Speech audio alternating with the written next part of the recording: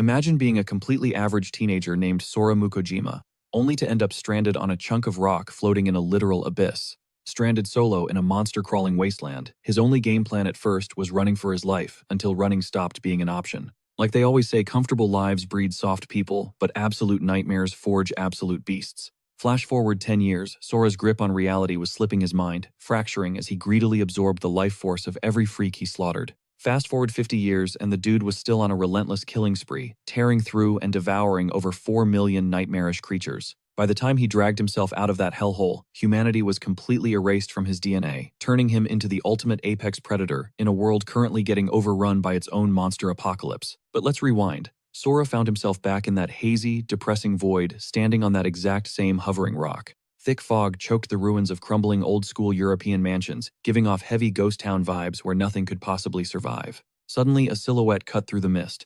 A mysterious dude locked eyes with him, waved away the smog, and beckoned the teenager closer. His message was chillingly simple. He'd be chilling at the absolute brink of the abyss, waiting for him. Gasping for air, our main character snapped awake, tangled in his bedsheets. He rubbed his eyes, grumbling about having that exact same twisted nightmare. A sudden yell from down the hall warned him he was about to miss school, prompting Sora to holler back.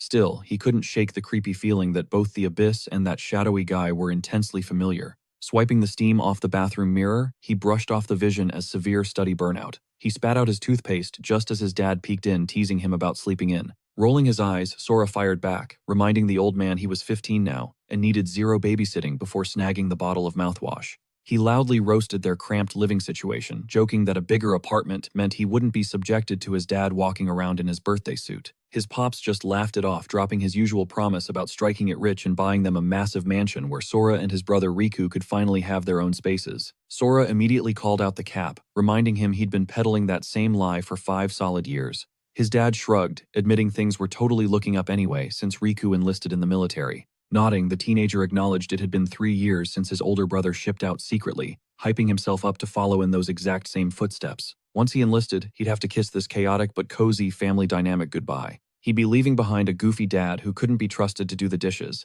and a fiercely strict mom who secretly had the biggest heart in the world. Deep down, Sora cherished his chaotic fam. If the universe could just freeze time right here, life would be absolute perfection. He always possessed this gut feeling that his suburban peace wouldn't last forever, but he completely failed to predict a massive, ominous tower literally crashing into their reality. At 15, our boy was clueless about how severely this monstrous structure was about to rewrite the entire history of the human race. One thing clicked instantly, though. This obelisk was straight out of his recurring nightmares. Riku had frantically called, ordering them to obey the emergency broadcasts and promising to rush home. Sora agreed, his voice trembling through the receiver. That exact phone call became the absolute last time they ever heard from Riku. Panic hit the airwaves with anchors swearing up and down that locking your doors would keep you 100% safe. Obviously, that was a lie.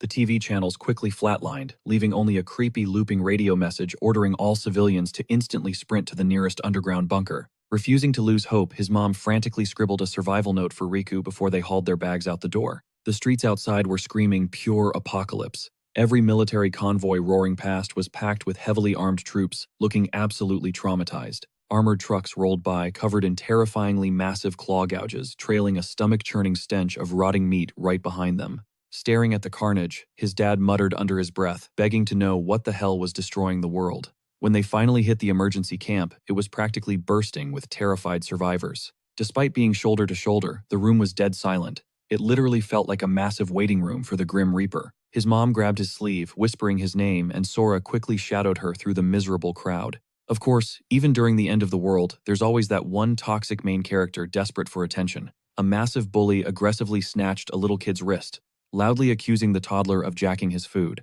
Trembling, the kid pleaded his innocence, pointing out that rations were strictly 1 roll per person, meaning this grown man had definitely just inhaled his own stash. The scumbag responded by ruthlessly punting the kid right in the gut. The entire room just watched in horror, collectively paralyzed and refusing to step in. Chuckling like a total psychopath, the dude claimed his stomach was still rumbling, so he was permanently confiscating the snack, basically declaring the argument over. He aggressively snatched the roll, scoffing that they were only stuck here for a couple of days, so the brat wasn't going to starve to death anyway. Suddenly, Sora's dad clamped a heavy hand on the thug's shoulder, dropping a cold question about why he was acting like trash during a literal apocalypse. The punk instantly sneered, telling the old man to back the hell off. Instead of backing down, his dad cranked up the volume, demanding he return the stolen rations. Seeing red, the delinquent threw a wild haymaker, screaming at him to shut his mouth. Dodging effortlessly, Sora's pops instantly countered with a brutal kick, dropping the punk flat on his spine. He scooped up the crushed bun and gently returned it to the crying kid.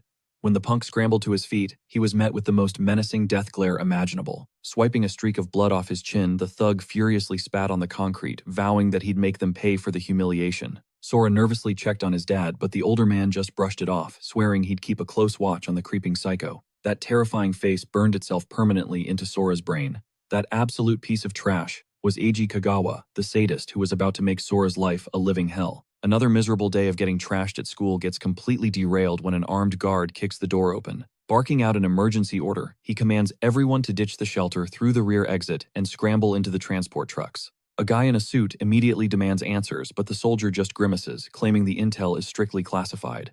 Not backing down, the suit explodes, screaming about being locked in their houses for 2 straight days. And now they are being herded like cattle, with zero explanation, yelling about where his tax dollars are actually going. A deafening crash silences the room. The soldier goes pale, screaming that they are here, and everyone needs to sprint for their lives. Panic setting in, Sora grabs his parents, urging them to move. His gut is screaming that something horrible is about to drop. Throwing his weight against the entrance, the guard admits his strength is failing, and orders the crowd to board those vehicles immediately. Wood splinters everywhere as massive weapon-wielding beasts smash through the barricade. Literal orcs. Staring through the shattered glass, Sora questions if the entire world has lost its mind. He bolts, crying out for anyone to save them. With walking nightmares chasing them, his folks shove him forward, merging into the terrified mob, rushing the transports. Seeing the vehicles maxing out, our boy insists his parents board first, physically boosting them into the crowded bed. His dad desperately grips his hand, but the panicked survivors shove Sora back, screaming that there is zero space left for him. Muttering curses, he assures them he will just grab the next ride. But one glance confirms, the neighboring rig is totally packed. Every single truck is bursting at the seams. Sprinting to the absolute last one, he finds it completely empty and scrambles to pull himself up. AJ reaches down to hoist him up. Sora sighs in relief, thanking him, but AJ just flashes a twisted smirk and echoes the gratitude right back. The weird vibe instantly throws our main character off. AJ cruelly explains that he is actually the grateful one, since Sora is about to die instead of his own dad. Calling him utter garbage, AJ sends him plummeting into the stampede. Getting crushed underfoot, Sora refuses to accept this hellish end just yet. He pleads for a miracle, right as a spectral figure materializes in the chaos. The Phantom calls out to the battered teen. Sora instantly recognizes the old guy from his recurring nightmares. The spirit promises to wait for him at the edge of the abyss, and then, he jolts awake in a completely foreign landscape. Disoriented, he questions if he was hallucinating and where on earth he just spawned. A crude weapon suddenly swings into his peripheral vision, violently cracking against his skull. A frenzied goblin is going all out to end him. Stumbling to his feet, his mind spirals. Where are his parents? Why is he totally alone? Did he actually die and drop straight into the underworld? A brutal strike to the face snaps him back to reality. Spitting blood, he wonders why this ugly freak will not just back off. Desperate to figure out this insane situation, Sora sprints away from the creature. His brain flashes to that massive tower materializing. Out of thin air, the two-faced snake who tossed him from the transport, the cryptic phantom, and now this little green menace hunting him. He is absolutely done playing the victim. His eyes glow a vivid purple as he roars for them all to burn, charging headfirst at his attacker. Snuffing out the goblin, he catches his breath, realizing he actually survived. Examining the corpse, he notes how crazy much it resembles a video game mob. Hovering near its chest is some weird black typography, almost like a level marker. Without warning, the ground starts violently trembling. A glowing gem rips itself from the monster's core. Sora watches in disbelief as the stone just floats silently in midair. It shoots directly at him, plunging straight into his chest. Instantly, every single cut and bruise vanishes like magic. Beyond the insane healing factor, raw power surges through his veins. The realization hits him he can literally grind levels here by securing kills. Figuring this cramped island might be crawling with more threats, he decides to scout the area before anything else can jump him. Pacing the entire perimeter yields absolutely nothing. No mobs, no hidden trails. Meaning if he actually wants to escape, there is only one crazy path forward. Spotting architecture suspended high above, he steels himself and steps onto a staircase made of floating rocks. Surmising he is trapped in some clouded sky zone, the vibe feels incredibly ominous. Any gamer knows the drill. Sky biomes are notorious for housing high-tier enemies. Sure, a digital character would just respawn after a fatal plunge, but he is definitely not willing to test out his extra lives here. Reaching the peak where the path cuts off, he enters a dark cavern just as a torch ignites on its own. The flame illuminates a massive drop leading straight to a mysterious gateway. Gripping his newly acquired axe tight, he cautiously approaches the ledge. Strange glyphs cover the entrance, and though they are completely alien, his brain somehow decodes them instantly. It demands fragments from specific targets. Snagging every single piece is his only ticket out of this abyssal nightmare. The objective clicks into place. He needs to farm those drops to escape. A sudden wave of confidence hits him honestly. That first mob was kind of a pushover anyway. Determined to beat the odds and break free, he shoves the heavy dungeon doors open. Layer 1 spans a massive 900 meters, matching the exact number branded on that first target. Layer 2 scales up twice as large, holding a beast stamped with a 2. And the third zone triples in size, where one of 4 specific monsters rocks the number 3. The hunt for the fragments is on. These glowing keys were exclusively looted off numbered bosses, serving as the absolute only way to level up. Naturally, a higher digit meant you were facing an absolute nightmare of a monster. But the real headache, actually tracking down these ultra-rare drops. Every single time he cleared a floor, the map doubled in scale, swarming with even more mobs, though his own stats were skyrocketing to match. Sora absolutely pulverized a beast as he tore through the levels, noticing the enemy types getting wildly unpredictable. Hitting floor 12, he recognized the exact same freakish species that previously raided his shelter, except now, they were basically cannon fodder to him. The sheer volume of enemies was causing major sensory overload. By the time he breached layer 21, he was staring down 1,000,000 targets. Hitting layer 30 meant wading through an ocean of 500 million beasts. Tracking down the boss keys felt literally impossible. Half these elite targets were heavily guarded by massive boss squads, while the rest cowered inside deep caverns. Honestly, the most tilting part was just how insanely long it took to clear them out. Yet he relentlessly slaughtered his way through the horde. He just kept pushing deeper, kicking down the next abyssal gateway. Now standing on layer 42, Sora faced a mind-bending 2 trillion monsters. The entire horde roared, thirsting for his blood. Sora just screamed back, absolutely hyped. He went on an endless rampage, tearing through the swarm without a single break. He genuinely had zero clue what year it was anymore, because time literally didn't exist down here. It was just a brutal loop of surviving and slaughtering. Catching movement from his peripheral vision, Sora decided that totally obliterating these freaks was the ultimate disrespect. He lunged forward, literally ripping a creature cleanly in half. Gripping its severed head in one palm, Sora just stared at the steaming, freshly ripped spinal cord dangling from his other hand. He vaguely wondered what his body count was at this point, but decided to do the math later, tossing the gory trophy into the dirt. He started wondering if the floor boss was ever going to show up. Out of nowhere, the cavern wall violently exploded, revealing a massive mutated insect. Sora smirked, calling out the flashy entrance. Hoping this bug held the drop he needed, he dug his heels into the cratered earth, launching himself directly at the creature's skull. It genuinely didn't matter how hyped up these bosses were, the outcome never changed. Even the most arrogant, seemingly invincible titans got completely one-shotted. Sora instantly brushed off the victory, realizing his god-tier power was making things boring. He looked around incredibly frustrated about the missing layer 42 key that was way overdue. He roared out in pure frustration.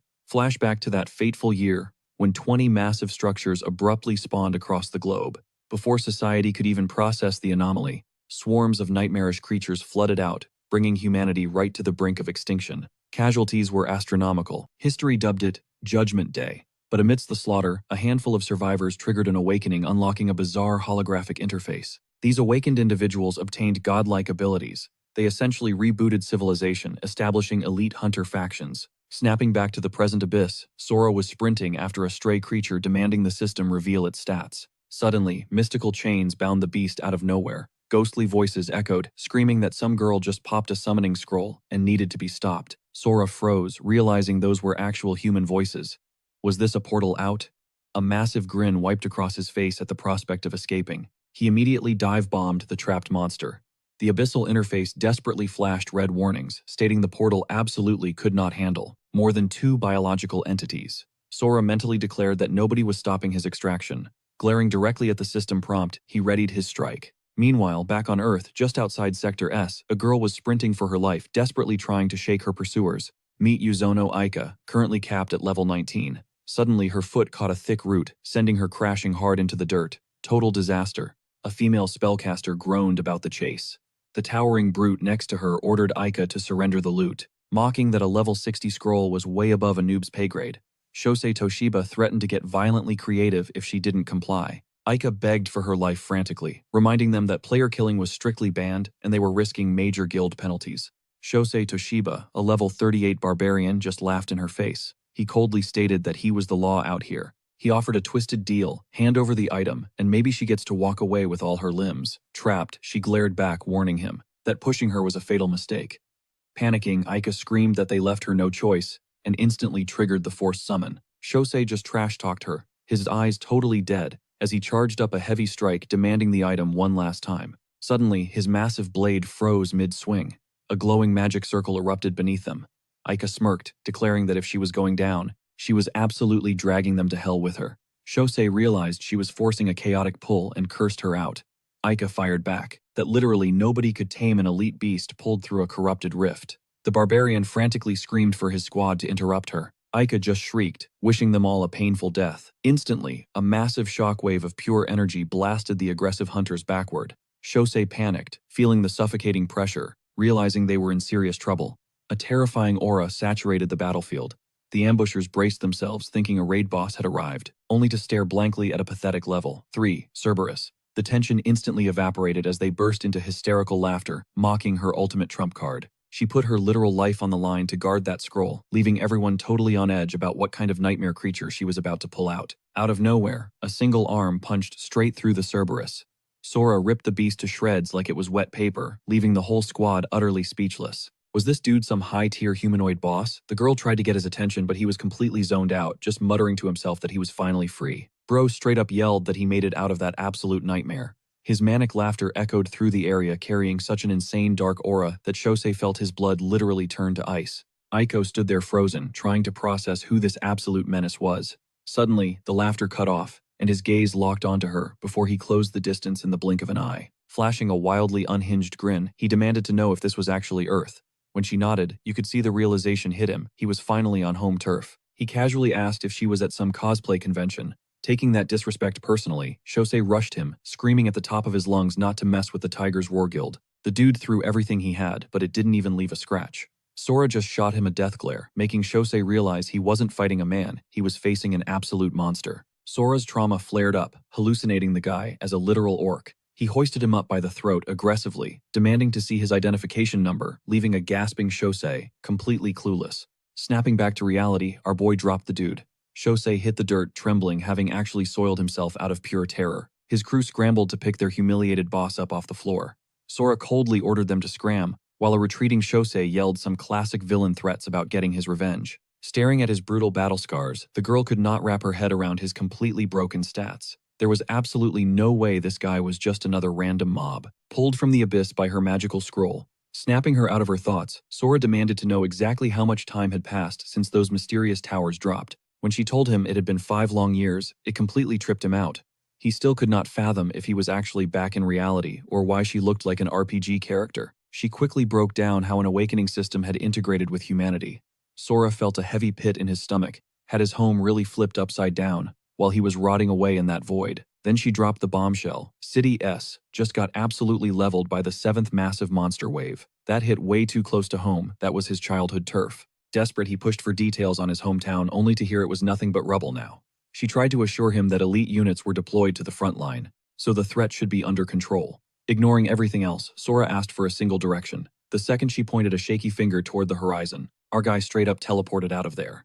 Leaving her utterly confused, she realized she needed to brief her older sister immediately about this insane wildcard entering the board. Cut back to Shosei's pathetic squad licking their wounds in the streets, totally unaware that a deeply unsettling figure was silently blocking their path. Before they could even ask who this stalker was, the hooded stranger claimed they reeked of his scent. The ultimatum was clear: spill his exact location in 5 seconds or else. Panic set in hard. Trying to act tough, Shosei started running his mouth, demanding to know what kind of sick prank this weirdo was pulling. Time was up. In one flawless, blinding motion, the stranger sliced the entire squad completely in half. Just like that, the whole crew was instantly deleted. Meanwhile, deep inside the heavily fortified headquarters of the Tiger's Roar Guild, the atmosphere was insanely tense. A desk worker delivered the grim news that Tashio's entire unit had flatlined while Sonozaki and the ultra-rare scroll had completely ghosted them. Her boss scoffed, calling his own fallen men absolute garbage. Furious, they got outplayed by a pathetic level 19 magic user, but Riichi Mukai, their ridiculously overpowered level 118 storm priest, wasn't having it. He inspected the data and realized his men were wiped out in a single devastating strike. He swore to hunt down the executioner, and his second-in-command fully backed the play. Riichi barked out orders to track down Sonozaki and drag her in for an interrogation. Nobody disrespects his guild without paying the ultimate price. Right at that moment, a violent gust of wind ripped past him. It was Sora. Riichi instantly choked on the overwhelming stench of fresh carnage, completely stunned by this phantom. That blur was heading straight for a highly lethal dead zone. Realizing this monster wave was a totally different breed, Riichi knew some heavy hitters were moving in the shadows. The monolithic tower that had been asleep for 5 straight years was officially waking up. Sensing a bloodbath, he immediately radioed every search squad to fall back. It was a code red situation. Back to our boy Sora was parkouring across the broken landscape like a missile, refusing to slow down, until he breached the quarantined borders of his city. Looking around, it finally clicked. While he was fighting for survival in the dark depths, his hometown had literally morphed into an apocalyptic wasteland. He flashed back to his early days in the void. He was hopelessly weak. To survive, he had to shut off his emotions, grinding until he was completely numb. He nearly lost his humanity entirely, but the clinging hope of seeing his family again was his only anchor. Those terrifying creatures that used to give him nightmares. Now, they were just pathetic stepping stones. Staring at the wreckage, he sent up a silent prayer that his parents and brother made it out alive. The vibrant, bustling streets, he remembered, were totally reduced to dust and concrete. Entire skyscrapers were snapped in half like twigs from some cataclysmic force. Yet strangely, there were no casualties scattered around, proving a successful mass evacuation had taken place. This was officially a ghost town. Finding his old apartment, he literally tore the door off its hinges, quietly whispering that he was finally back. The inside was completely trashed. Deep down, he knew his family wouldn't be chilling in a war zone, but he just had to see it with his own eyes. This place held every good memory he had left. Walking through the debris, something caught his eye on the kitchen table. It was a handwritten note from his parents. The letter revealed that the government had officially declared him dead, but his folks flat out rejected that lie. They packed up his room but left his essentials behind, keeping the ultimate faith that he'd return. They even went out and bought fresh clothes in larger sizes, neatly stacking them up so he'd have gear that actually fit his new build. They left a marked map, directing him to Safe Zone 6, begging him to track them down. They promised they would never stop waiting for their son. Signed, Mom and Dad. Tears finally broke through his hardened exterior as he gripped the paper. Questioning his own massive power limits, he grabbed a tactical blade, chopped off his ragged hair, and made a silent vow. If his stats were high enough to wipe out this entire apocalypse, he was going to take his damn life back. He locked eyes with his new reflection. The hunt was on. Sora locks his sights on Shelter 6. The holographic map points dead east, but the streets ahead are completely wiped off the grid. No road, no problem. He carves his own savage route, parkouring across the shattered rooftops at breakneck speed. A random mutated freak tries to ambush him mid-air, but Sora obliterates the thing with a casual flick, not even breaking his stride. Miles away, a couple of hammered guards complain about their dead-end shift. That is until a dark blur streaks across the night sky. They rub their eyes utterly clueless before a younger rookie runs up with a camera. He actually caught the glitch on video. It was a human. Meanwhile, deep in the neon-lit slums, a terrified girl backs into a grimy alleyway, begging her attackers to back off. She cries out that she was just scavenging for scraps.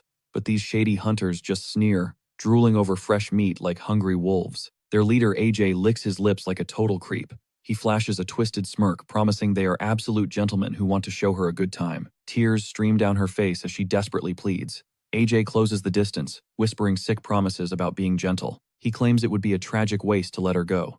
Suddenly, Sora drops into the alley. He sighs, calling them pathetic garbage, realizing some scumbags never change. AJ snaps his head back, barking at the intruder to scramble if he wants to keep his teeth. He immediately sicks his goons on the boy. 2 thugs lunge forward, screaming death threats. Sora barely flinches. He casually backhands both of them, instantly snapping their necks with 0 effort. A heavy blade swings straight for his head, but Sora catches the attacker's wrist and shatters bone like glass. AJ starts sweating, demanding to know who this monster is. He aggressively flexes his Tiger's Roar guild badge, threatening absolute war if Sora lays a finger on him. Sora just tilts his head and drops AJ's full name. He asks if the scumbag seriously forgot the kid he murdered. AJ freezes in his tracks. His eyes widen in pure horror as he stammers out Sora's name, refusing to believe the impossible. The overpowered protagonist just stares him down. AJ stumbles back, demanding to know how a corpse is breathing. Sora lets out a dark, chilling chuckle. In a fraction of a second, Sora vanishes and reappears, snatching AJ by the throat. He whispers that he literally crawled back from hell, just to return the favor. The bully chokes his vision, fading to black. Sora violently chokeslams him into the concrete, announcing that it is time for a one-way trip to the underworld. He vows to utterly destroy every ounce of the man's pride. Intoxicating power courses through Sora's veins, while dark voices scream in his mind to finish the job. They tell him he is a god among insects, free to do whatever he pleases. This absolute trash had made his previous life a waking nightmare. The agonizing torture, the endless humiliation, the suffocating despair. Today he finally cashes in that brutal karma. But then Sora remembers AJ's sick motive, crushing others purely for a sick thrill. Snapping back to reality, Sora drops him in disgust.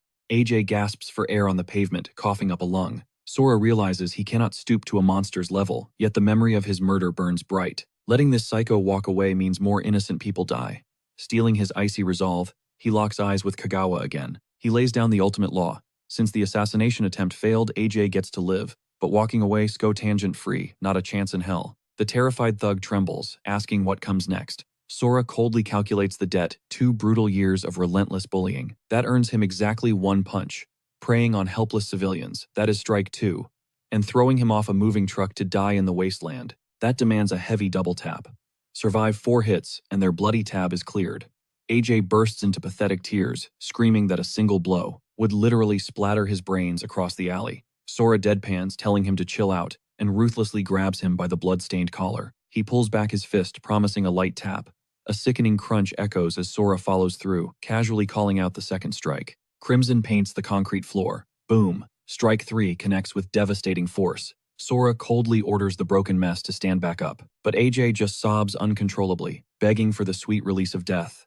The ruthless hero simply plants his heavy boot on his skull, grinding his face into the dirt. The tormentor finally completely blacks out. Sora scans the gruesome wreckage, shattered limbs, and completely crushed vision. He considers the score permanently settled. He glares at the trembling lackeys, ordering them to haul this garbage to the ER and stay out of his zip code forever. Taking off into the night sky, Sora dusts off his hands. The trash is taken out. Now it is time to head back to his real home in the CDS safe zone. Cut to a heavily fortified military camp, where tired grunts complain they would trade their souls for a cushy wall guard assignment, just to avoid frontline beasts. A blonde-haired officer smirks, warning them not to wet their pants and tumble off the edge if a boss suddenly spawns. He aggressively orders them to stay frosty. Threat levels can spike at any second. This is First Lieutenant Tanji Kagura, clocking in at level 31.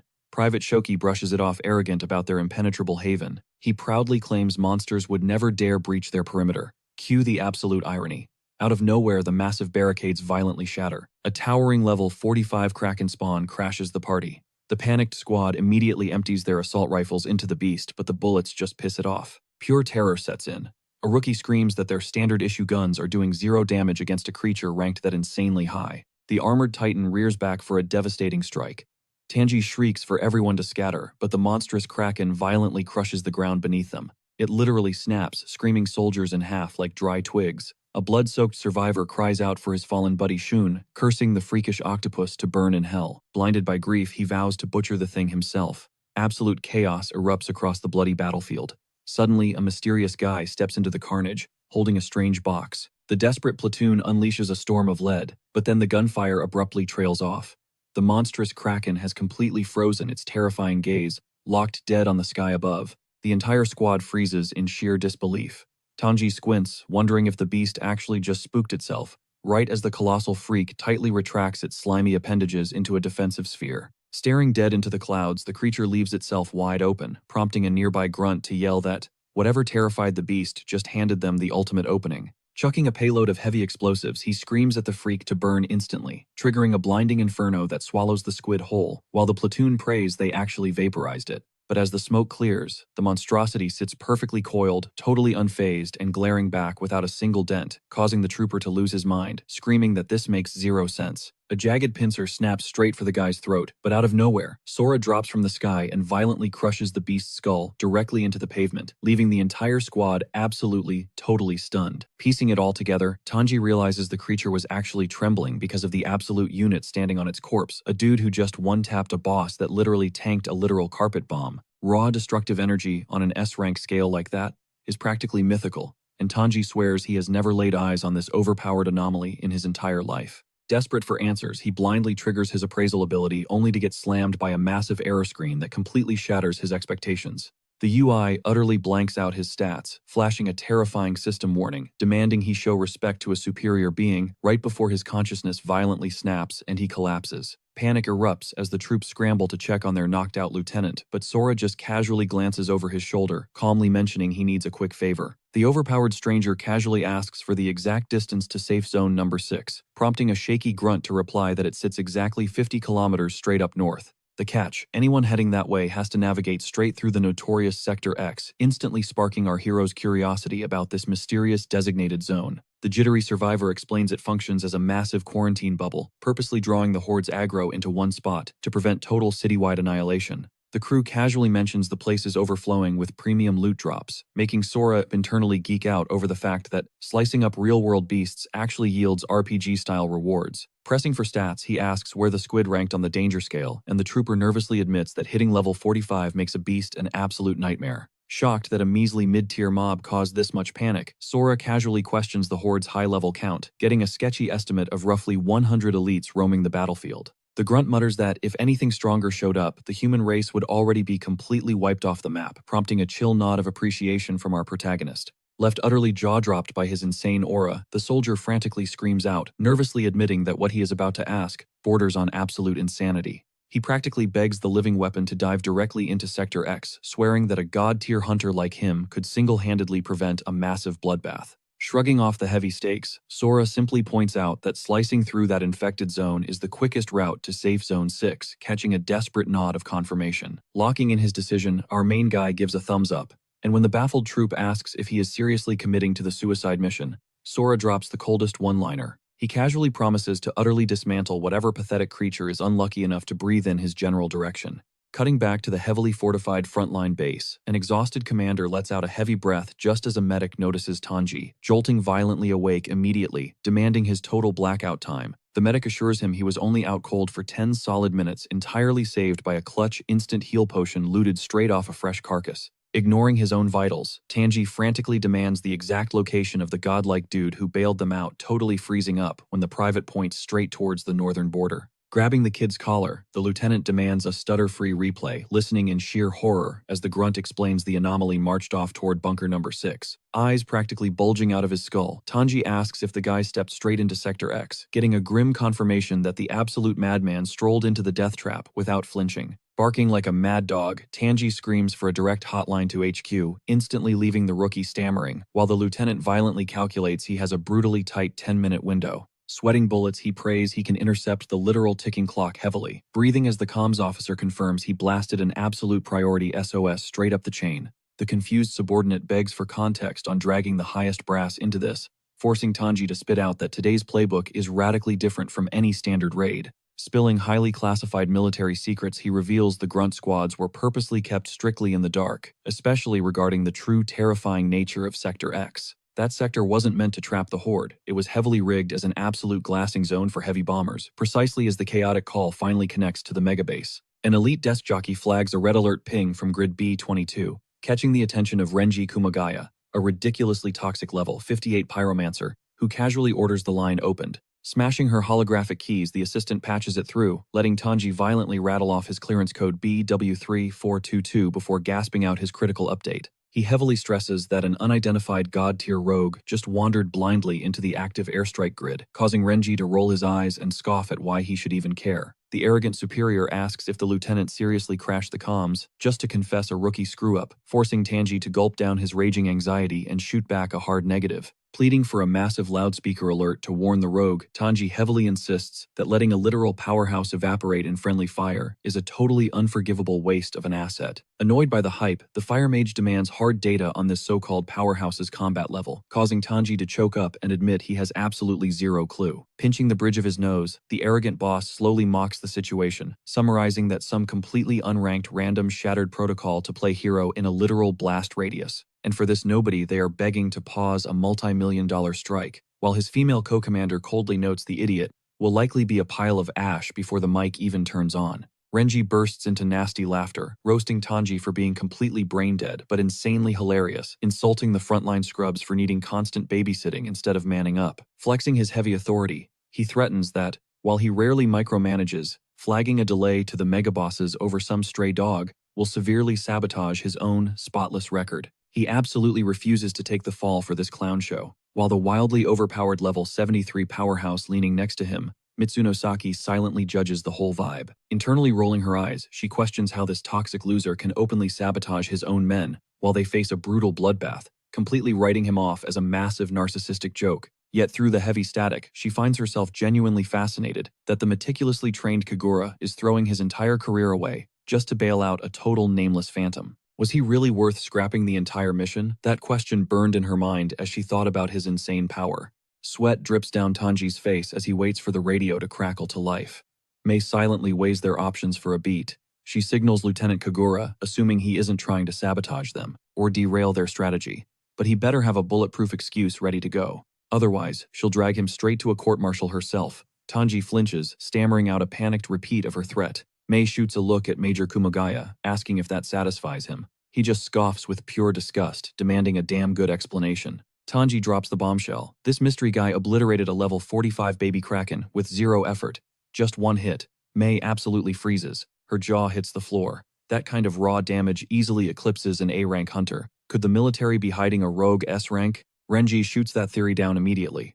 Every single S-rank is currently deployed, plus command hasn't picked up any friendly signals in Sector B-22. Frustrated, he demands to know why they don't just check his stats.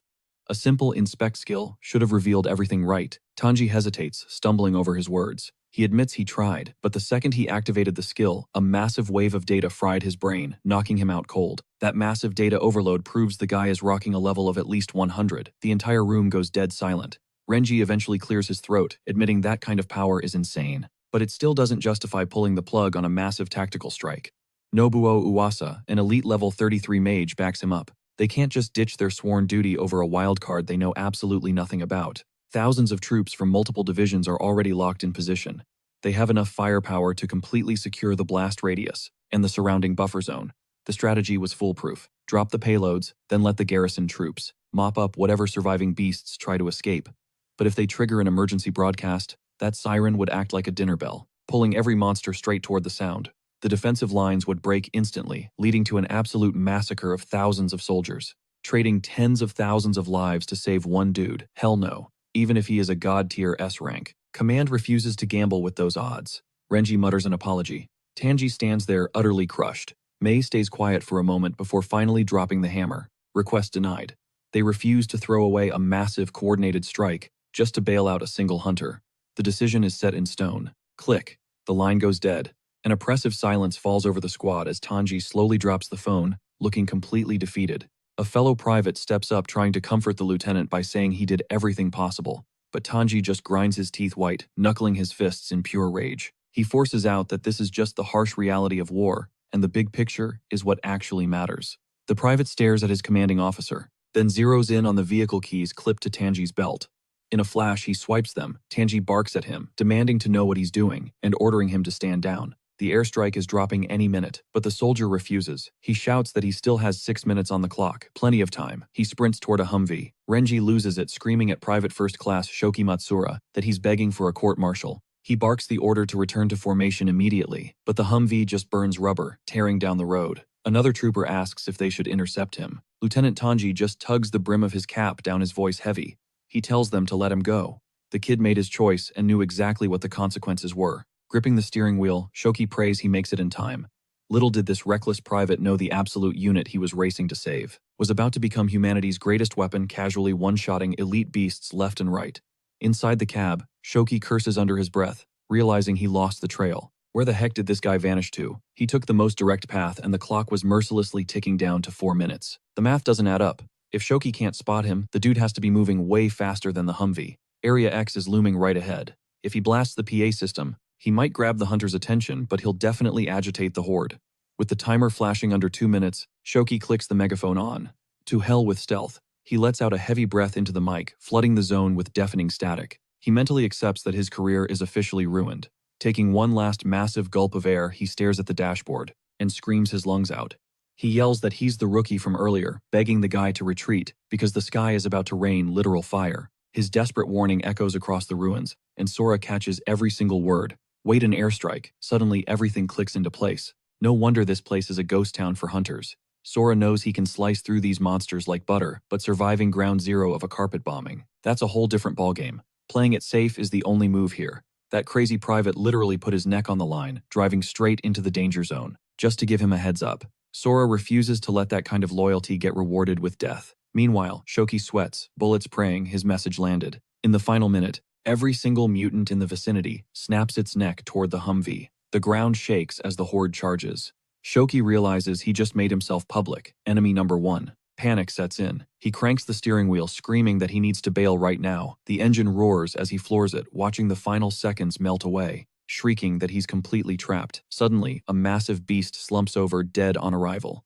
Out of nowhere, Sora casually taps on the Humvee's window. Shoki nearly cries, shouting a massive thank God that he's still breathing. Sora just raises an eyebrow, asking for the details on this supposed airstrike, but Shoki's eyes widen in sheer terror. The countdown hits 1. He screams that time is completely up. High above the clouds, the bombers snap open their bay doors, dropping the devastating payloads. The whole city is straight up crumbling to dust. Massive boulders hurtle toward their ride, but Sora doesn't even blink. He flicks his wrist, ripping a giant slab of earth right out of the pavement. That makeshift shield rockets upward, smashing the incoming debris to pieces. Cut to command center, an aide patches through to the major general, confirming the airstrike just wiped the grid. Renji isn't celebrating yet. He barks out orders. He wants a total body count on those beasts, and a real-time tracker on any stragglers. Thermal scans are totally dead, sir, the aide reports. A grunt nearby looks confused, wondering aloud where the hell the horde vanished to. Her voice drops as she breaks the news. They didn't run. They are sitting dead center in the blast radius, and the ones in the eye of the storm, completely untouched. Impossible, Renji snaps, slamming his fist down. He demands a live feed from the drones right this second. Fingers flying across the keyboard, the aide throws the aerial view onto the massive jumbotron.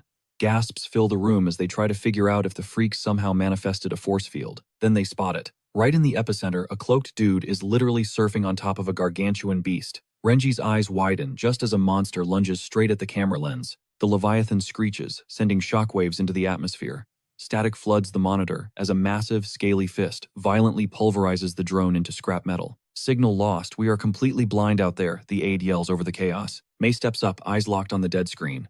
Intel said this horde would be built different, but that level of coordination is insane. They actually knew we were watching, she whispers. Nobuo's jaw clenches so hard it might snap. He starts screaming for an immediate full-scale evacuation of all troops from the garrison. Mei greenlights the total pullout, ordering the rearguard to fortify the perimeter walls. But the aide's voice shakes. Mom, they aren't pushing toward the barricades. Dead silence hits the war room. Mei shoots her a fierce look, demanding their actual trajectory. They're making a beeline straight for Sector B-22, the aide stammers. It hits Mei like a freight train. That's exactly where their wildcard rogue hunter vanished to. She reroutes every single eye in the sky to Sector B-22 to see what kind of madman actually stalled a monster apocalypse. Back in the kill zone, the dust settles into an eerie, dead quiet. Shoki peeks out, shaking like a leaf, praying the airstrikes are over. Holy crap, he actually survived. He's practically doing a victory dance when Sora shatters his vibe.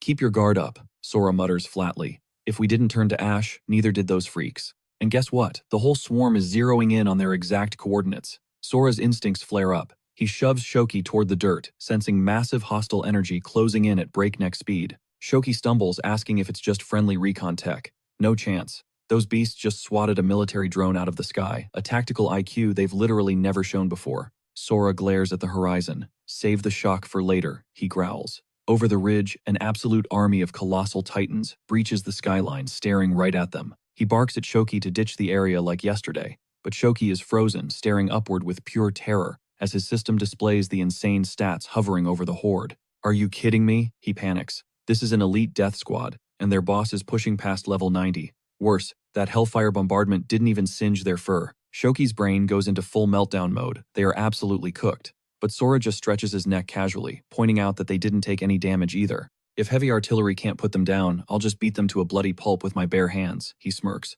He orders Shoki to bunker down in the trashed off-roader, then blasts off like a rocket, literally parkouring up the Titans' bodies. He is slicing through the lower-tier mobs like butter. The level 90 raid boss swings a massive haymaker, but Sora catches the catastrophic blow dead in its tracks. With one single hand. Locking eyes with the behemoth, his gaze is ice cold. The beast tries to yank its arm back, but Sora uses its own momentum to rip it off balance before launching himself miles into the sky. The alpha beast instantly registers the lethal aura radiating from above. Sora dive bombs like a meteor, his fist connecting perfectly with the monstrosity's skull. The impact straight up vaporizes the Titan's head into bloody mist as the massive corpse crumples.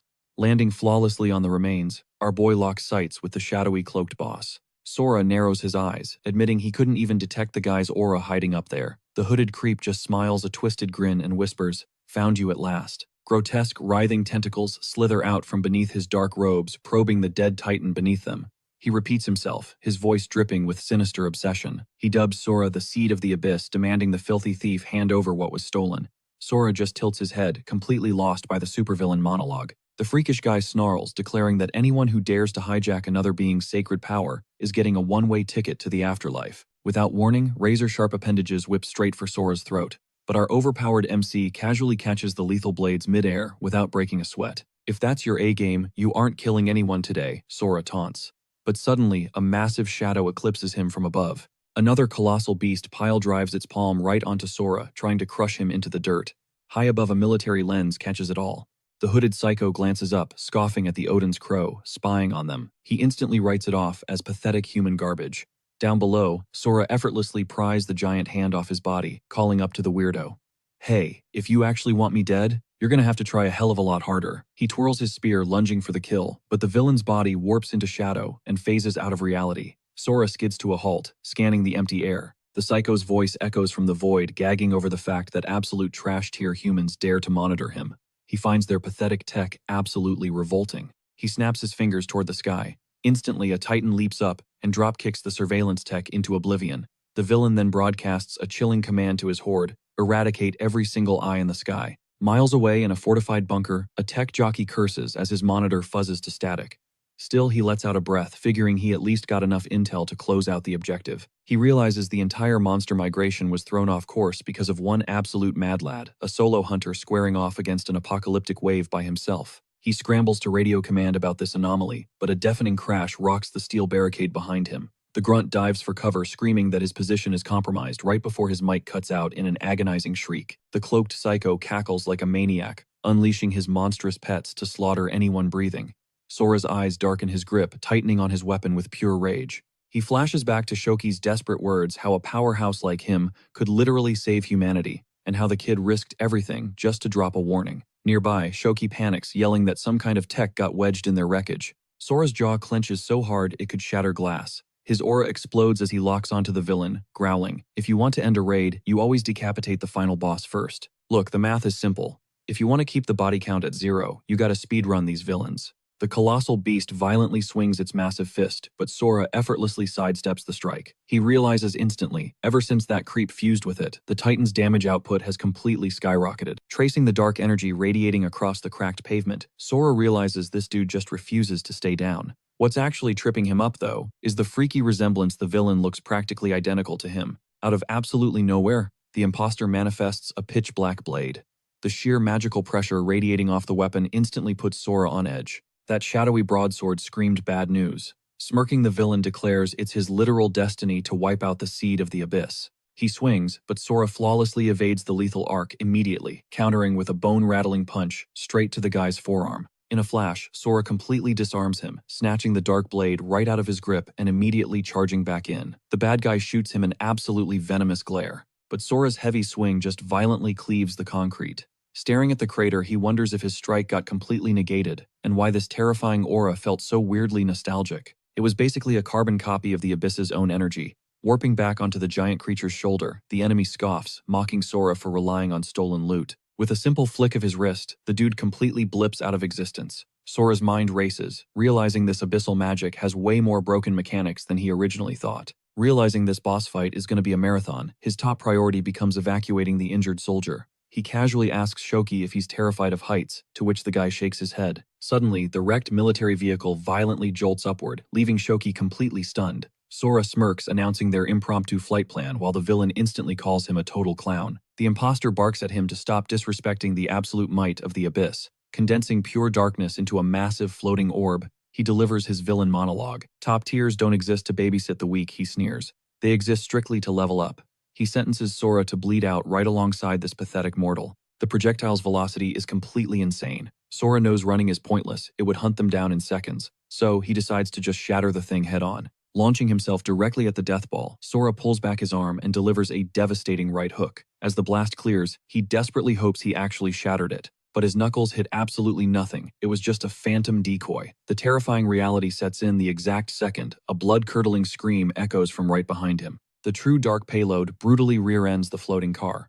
Sora screams at Shoki to bail out instantly, but the terrified soldier begs him to stay back. A sinister, disembodied voice whispers to the pathetic lamb, telling him not to panic. Sora snaps his gaze downward, just as a barrage of shadowy spikes brutally impales the chassis. The creeping darkness promises to drag the soldier straight to the afterlife. Slamming his boot onto one of the lethal spikes, Sora calls out the absolute BS.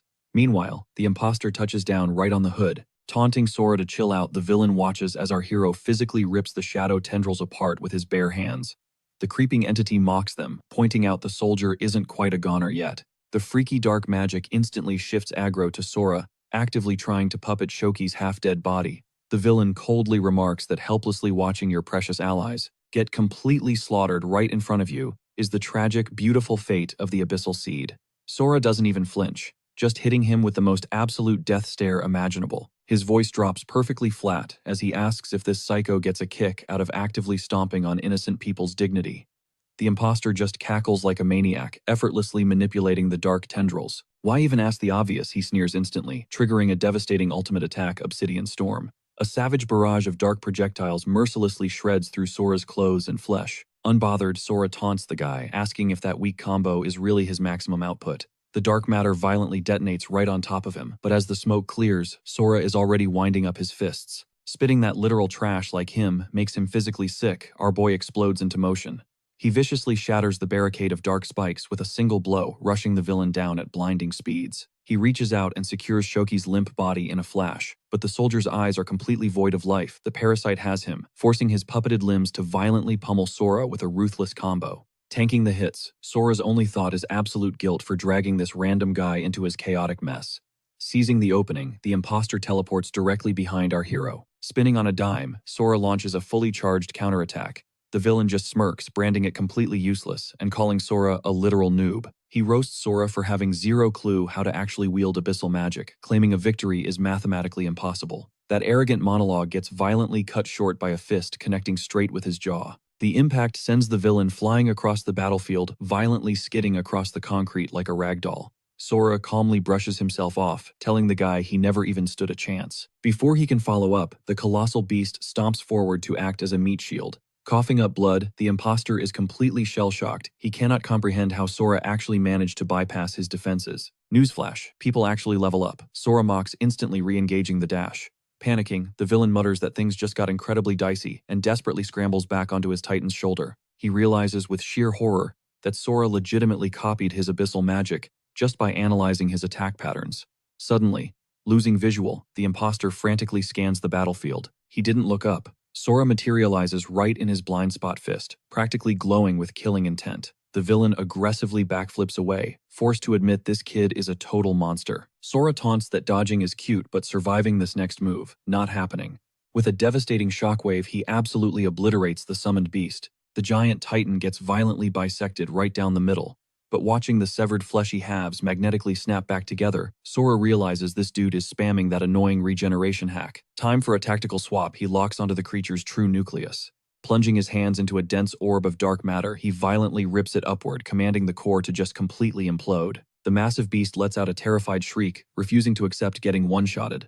Right on cue, the dawn breaks and scorching morning sunlight heavily bathes the ruins, violently evaporating the remaining abyssal corruption. Stripped of their dark aura, the giant abominations crumble into absolute dust. Sora locks eyes with the imposter, coldly promising he's literally next on the chopping block. Sweating, the villain hastily charges up a desperate monobomb. Swearing brutal revenge, the coward pops his ultimate escape tool. He activates his shadow unit instantly, swarming the zone with a massive horde of bloodthirsty mobs to cover his tracks. All that chaotic crimson energy aggressively funnels directly back into the imposter's core. Caught in the sudden blast radius, Sora is forced to cross his arms and completely brace for impact. The shockwave violently shreds what's left of his fit.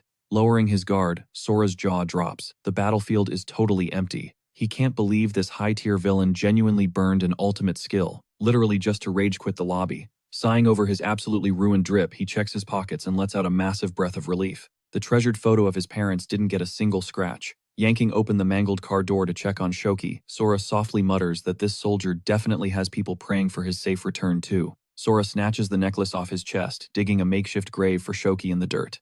He vows to carry the fallen warrior's legacy with him. This wasn't the end of the shadow threat, not even close.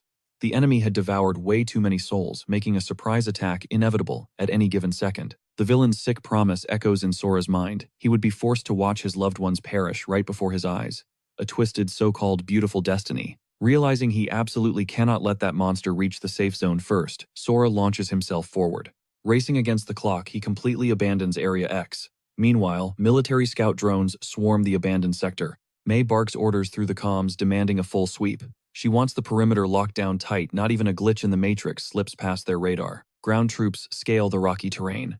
One scopes out the carnage, radioing the director to confirm the beasts are already rotting corpses. Staring intensely at the monitor, May acknowledges the report.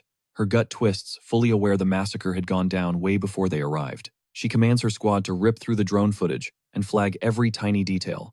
The cratered landscape screamed of an epic showdown, confirming Lieutenant Kagura's wild theory. An absolute unit of a hunter tanked the carpet bombing and single-handedly shredded the monster wave. Suddenly, a tech guy shouts out, waving a fully intact memory drive pulled from the wreckage. They immediately boot up the files. May leans in, piecing together the timeline involving Private First Class Matsura's final moments. He marched straight into the blast radius, meaning the dude standing beside him had to be the mystery powerhouse. Down in the dirt, the recon unit closes in on a corpse. A grunt spots glowing loot scattered in the dust, a premium stamina flask, a wicked ancient A-rank royal blade, and a glowing, mysterious golden cube. His buddy asks what he's staring at, prompting the first guy to nervously kick dirt over his jackpot. Nothing, he stammers. But his commanding officer isn't buying that garbage, sliding down the ridge to catch him red-handed. The boss demands to know if these epic tier drops fell from the boss monster. Pocketing squad loot is a straight-up felony, and the kid knows the drill. Sweating, the rookie stares at the shiny gear, asking how they're chopping up the profits. The superior smirks, telling him to chill, he only wants the cube. The rookie immediately shuts that down. Everyone knows a flashy box like that screams legendary artifact, but the veteran officer grips the kid's shoulder tight, warning him not to push his luck. Cornered and outranked, the kid surrenders the cube. As the rookie trudges away, the corrupt cop gloats over scoring a literal goldmine. Cut to evacuation shelter 6, Sora finally hits the gates. Glancing up at the massive barricades, he notes the absolute lack of battle damage. Survivors throw weird glares his way, mostly because the dude is strutting around totally shirtless. Expanding his senses, Sora realizes the shadow monster is nowhere close. Actually, there isn't a single heavy hitter in the vicinity. But without an alpha guarding the yard, this entire sanctuary is a sitting duck. Suddenly, a monk steps dead in his tracks. Sora squints, wondering if the old man is visually impaired. The monk points out Sora's insanely heavy aura, pegging him as a wanderer from the wasteland. Sora gives him a cool nod. Chuckling, the monk admits he's just relieved Sora isn't here to start a bloodbath, offering cash in exchange for some solid intel about the chaos brewing beyond the walls. Getting the scoop on the real world would be a massive jackpot for him. Glancing at the cash, Sora figures that's how the local economy works. He shrugs, promising to spill whatever tea he knows, and the monk nods along. But Sora cuts the small talk, needing to address the elephant in the room. A holy man tossing around. Terms like Your Excellency is clearly capping. The monk cracks a smile, admitting his cover is blown, and the robes are just for the aesthetic. Sora fires back, asking if blindfolding himself is just a fashion choice too. Groaning internally at this pesky kid, the man claims he caught a nasty eye infection. Yeah, right. Sora can literally feel an insane, predatory energy leaking from behind that cloth. The guy is definitely masking his true stats for a reason. Turns out there's a total beast playing dress-up in this safe zone. Flipping the script, Sora asks what the fake monk wants to know. The man leans in, desperate to hear about the apocalypse happening outside. Pointing at the heavy artillery lining the barricades, he knows the military is prepping for all-out war. The clueless civilians might be oblivious, but he felt the shockwaves from distant explosions and needs the rundown. Playing it cool, Sora claims ignorance, making up a story about running errands. When the southwest quadrant blew up, forcing him to run for his life, the monk smirks instantly, realizing the kid is smurfing his power levels too. Still, he hands over the cash, thanking him for the crumb of intel, which Sora casually brushes off. Walking away, our hero questions if this secret powerhouse operates solo. Tracking these invisible threats, he can't help but wonder how many hidden titans are actually lurking in the shadows. Plus, he needs to keep a low profile. It's wild that camp security lets a shady dude like that roam unchecked. Humanity's defense system is looking super sloppy, probably because everyone is focused on the mutant monsters. Sora ducks into an apparel shop, finally copping some fresh drip, using the fake monk's hush money. Dripped out, it was time to hunt down his missing parents. Sticking to the classics, he flashes a faded photograph to a random girl on the street, asking if she recognizes the couple. Instantly, the girl completely freaks out, stumbling backward and aggressively denying everything. Sora narrows his eyes. She looked like she just made eye contact with a ghost. He's scoping out the paranoid locals when some random street punk suddenly barks at him. Sora doesn't even flinch. He just lets his terrifying aura explode and demands to know what the guy's problem is. The punk stammers, pointing out that Sora screams out of towner and creeping people out by flashing a photograph at dead of night. Unbothered, Sora shoves the picture forward. You recognize them. The thug admits the whole block is talking about the weirdo with the photo, but he demands to know Sora's actual business with the couple. I'm their kid, Sora drops casually. The punk's eyes go wide. He stumbles back, sweating bullets, as he asks if Sora is that black-haired boy praying it's a sick joke. Before he can answer, a massive delivery truck totally loses control, barreling straight towards Sora's spine. But the second it makes contact, the entire metal cab crumples against his body like a cheap tin can. The street punk's jaw practically hits the pavement. Sora brushes off the wreckage like dust, apologizing and asking the guy to repeat the question. He totally tanked a multi-ton vehicle without a single scratch. Absolutely paralyzed by fear, the thug squeaks out a greeting, realizing it actually is the lost son after all these years. He frantically points down the block, desperately giving directions to the family estate. Sora throws him a quick nod of thanks and strolls off, leaving the punk wildly waving goodbye like his life depends on it. Once Sora is out of earshot, the guy sprints in the opposite direction, totally panicking. He has to warn the whole gang immediately. Meanwhile, Sora strolls down the pavement connecting the dots. A random street enforcer, knowing his parents' exact address, major red flag. Growing up, his folks were literally the sweetest people alive. And in this messed up world, toxic leeches always prey on the absolute kindest souls. But the era of them getting bullied is officially over. He's home. Stepping up to the final address, he scopes out the property line. A literal fortress of a mansion towers over him. He squints, guessing that the recent monster wave probably left a bunch of luxury real estate totally abandoned for his parents to claim. No big deal. He raps his knuckles against the heavy oak doors, only to hear a gruff, booming voice from inside, demanding to know if the day's hit is finished. The heavy door swings open. Sora freezes in his tracks. Standing right there is his once gentle dad, but now the guy is absolutely dripping in hardcore Yakuza mob boss energy. And the craziest part, the old man doesn't even recognize his own flesh and blood. Sora drops his name, desperately trying to jog his dad's memory. The Mafia Don looks utterly baffled. The heavy tension follows them as they slide into seats at the dining table. Suddenly, his mom breezes into the room, pouring tea and apologizing for making them wait. She shoots her husband a hopeful look, but the boss shakes his head utterly, refusing to buy this wild story. The absolute unit sitting across from him looks literally nothing like their scrawny lost boy. He crosses his arms, declaring it's time for the ultimate test. Sora raises an eyebrow, completely lost. A secret exchange, his dad growls low. He glances nervously at his wife, making it crystal clear that these dark truths are strictly off-limits for her ears. He turns back to Sora with a death glare, warning the kid that one wrong answer means he's leaving this mansion in a body bag. One slip-up and the shadow assassin strikes. Right on cue, a chilling voice echoes from the rafters, confirming the kill order. Sora smirks internally. His dad actually bagged himself a personal ninja. Paranoid, sure, but top-tier security means Sora doesn't have to play bodyguard 24/7. His dad demands his compliance. Sora just feels bad for the ceiling ninja, because bro is about to hear some highly classified cringe. Without missing a beat, Sora drops the bomb every single weekend. His macho dad attended basic cooking classes, specifically with the local suburban housewives club. The mob boss practically chokes on his spit. Up in the rafters, the hardcore assassin's brain totally short-circuits, mentally picturing his terrifying boss baking cupcakes. Before they can recover, Sora hits them with a combo. Oh, and the weekly undercover ballet lessons. The ninja immediately visualizes a tutu on the crime lord. Sweating profusely, the dad shoots a panicked glare at his hidden guard. The assassin gulps. Suddenly, the vibe in the dining room shifts from wholesome to absolute killer intent. Clinging to his pride, the old man claims any dedicated stalker could have dug up that intel. Sora just leans back grinning. Alright then, how about some core family lore? The mafia boss narrows his eyes, daring the kid to try. Sora locks eyes with him, flat out stating that his dad is going to deeply regret this next reveal. Trembling slightly but refusing to back down, his father gives the green light. The protagonist doesn't hold back, exposing the ultimate truth: the legendary family katana is a straight-up cheap plastic replica. Up in the shadows, the assassin's worldview shatters. The dad furiously slams the table, screaming nonsense, demanding hard evidence for such absolute disrespect. Cool as ice, Sora points out the tiny teeth marks totally mangling the sword's hilt. The ninja is having an existential crisis. He was explicitly told the boss made those marks biting the blade, while slaughtering 38 armed rivals with his hands tied. Without warning, Sora smoothly slides the blade from its scabbard. The loyal assassin instantly switches to combat mode, entirely convinced. This whole story time was a massive setup to slice the Don's throat. But instead of swinging, Sora just jams the razor-sharp tip directly into his own palm. Look, it literally collapses like a movie prop, he deadpans. The tough mob boss instantly shatters, sobbing as he tackles Sora into a massive bear hug, crying about how he thought his baby boy was gone forever. The prodigal son has finally returned. Between tearful hiccups, the old man vents about the absolute hell they survived, pouring all their cash into shady info brokers just to find him. And somehow, during the chaotic search, the gentle dad accidentally became the city's most lethal underworld boss. Sora chuckles at the sobbing gangster awkwardly, asking if the ceiling ninja wants to hop down and join the family reunion. Up above, the elite killer is having a total mental breakdown. He's served a master who supposedly bathed in the blood of his enemies. And yet, here he is, watching the most ruthless man in the city cry like a toddler.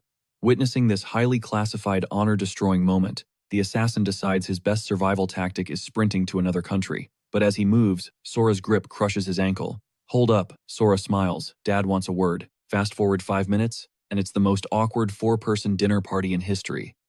Wiping his nose, the mafia boss glares at his ninja, muttering that out of the entire hit squad. Okiai is literally the biggest loudmouth snitch in the business. Sora casually sips his tea, letting the assassin know that if the Tutu story hits the streets, he's a dead man. Sweating through his mask, Ochiai aggressively swears absolute silence, thinking to himself that these two terrifying weirdos are 100% genetically related. But his mom immediately shuts down the threats.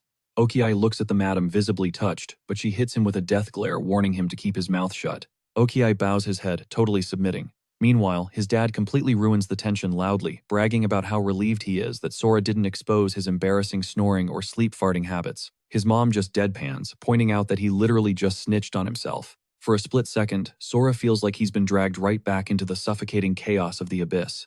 He finally thought he was safe at home until the front door violently swings open. That same street punk from earlier barges in yelling for his boss and claiming some white-haired kid is hunting him down. The punk freezes mid-sentence the second his eyes lock onto our boy. Sora tilts his head casually, asking if he's the guy he's looking for. The thug instantly starts sweating, bullets visibly shook. "It is you," the punk stammers, immediately trying to front by bragging that while Sora might hit hard, they've got the massive numbers advantage. He accuses Sora of plotting to assassinate his boss, demanding to know if he's secretly working for the Tiger's Roar gang. Instead of answering, Sora lunges and locks in a brutal leg grip.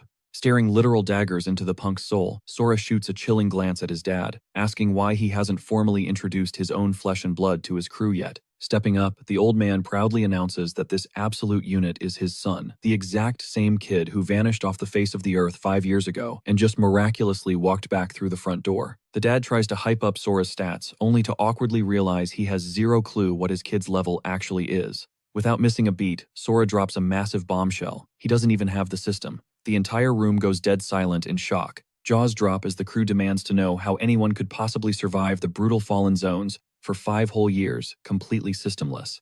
One of the thugs scoffs, claiming that without system support, getting past level 10 is mathematically impossible, no matter how insanely hard you grind. Another lackey starts losing his mind, wondering what kind of sick joke this is, furious that this so-called powerhouse is technically just a glitchy, systemless noob. The ponytailed punk shakes his head, convincing himself they must have massively overestimated the kid. Still, he can't wrap his brain around how a raw beginner completely tanked that massive impact earlier without taking a single scratch, looking down on them like actual trash. Our MC coldly challenges them to whip out their precious system and try scanning his stats themselves. The punk looks totally lost, mocking Sora for not even knowing the absolute basics since he's unawakened.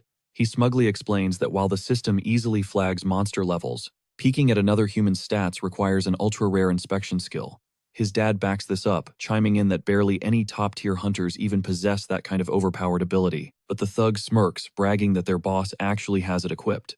Hearing this, Sora turns to his dad, practically daring him to run the scan, secretly hoping this scan might spit out some crucial lore about the abyss. The whole squad crowds around the boss as he fires up the skill. Glancing over, Sora asks if his mom wants to peep his stats too. She just warmly smiles, saying she cares way more about just being physically close to him again. Plus, a mother's intuition already tells her exactly how strong he is. The entire room gasps the second the system interface pops up over Sora. Sweating profusely, his dad mutters that he keeps spamming the skill, but the result is a dead end. His screen is showing absolutely zero data. He breaks down the 2 possible theories. 1, the system is completely ghosting Sora because he isn't integrated into the network. Or 2, his actual power level is so astronomically high that it straight up broke the scanner's limits. The weirdest part, even without system integration, his basic name tag still hovers above his head. Plus, applying basic logic here, if Sora was truly a level-capped scrub, the Abyss would have turned him into Monster Chow on day one. His dad concludes that his son's power is literally off the charts, dying to know what kind of hellish training arc his boy went through during those 5 missing years.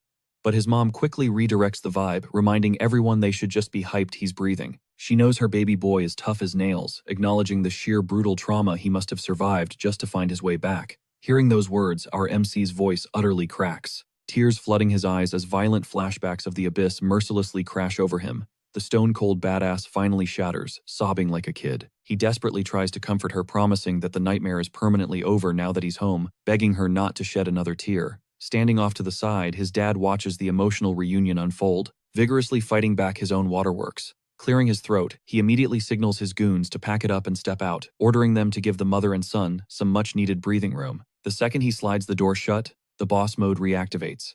He turns to his crew, demanding to know what the hell is holding up Jiro's squad, since they've been missing in action for over 2 solid hours. Back inside the quiet room, Sora immediately interrogates his mom about his brother, practically begging her not to drop any tragic news about him. She quickly calms his panic, confirming his bro is perfectly fine. He just rarely ever stops by the house anymore, because he's totally locked into his military duties. Now that Sora has essentially respawned, she offers to patch him through, immediately revealing that his brother has been violently grinding on the front lines this entire time, treating every battle like a revenge mission for Sora's disappearance. Sora admits it's been an eternity since they last hung out, but right now he pivots the conversation, deeply curious about whether his mom is secretly pulling the strings around this base. She humbly admits she definitely holds rank, but clarifies that the crew treats her like royalty simply because she's an elite cleric, a hard carry support player dropping massive heals, insane buffs, and actual real-time prophecies. Catching on to that last detail, Sora instantly asks if she can use her clairvoyance to figure out exactly what the hell is going on with his glitchy body. But she shakes her head, explaining her magic doesn't work like an X-ray for stats. While clerics can catch glimpses of the future, she didn't even need a vision to know her boy was destined to survive and make it back.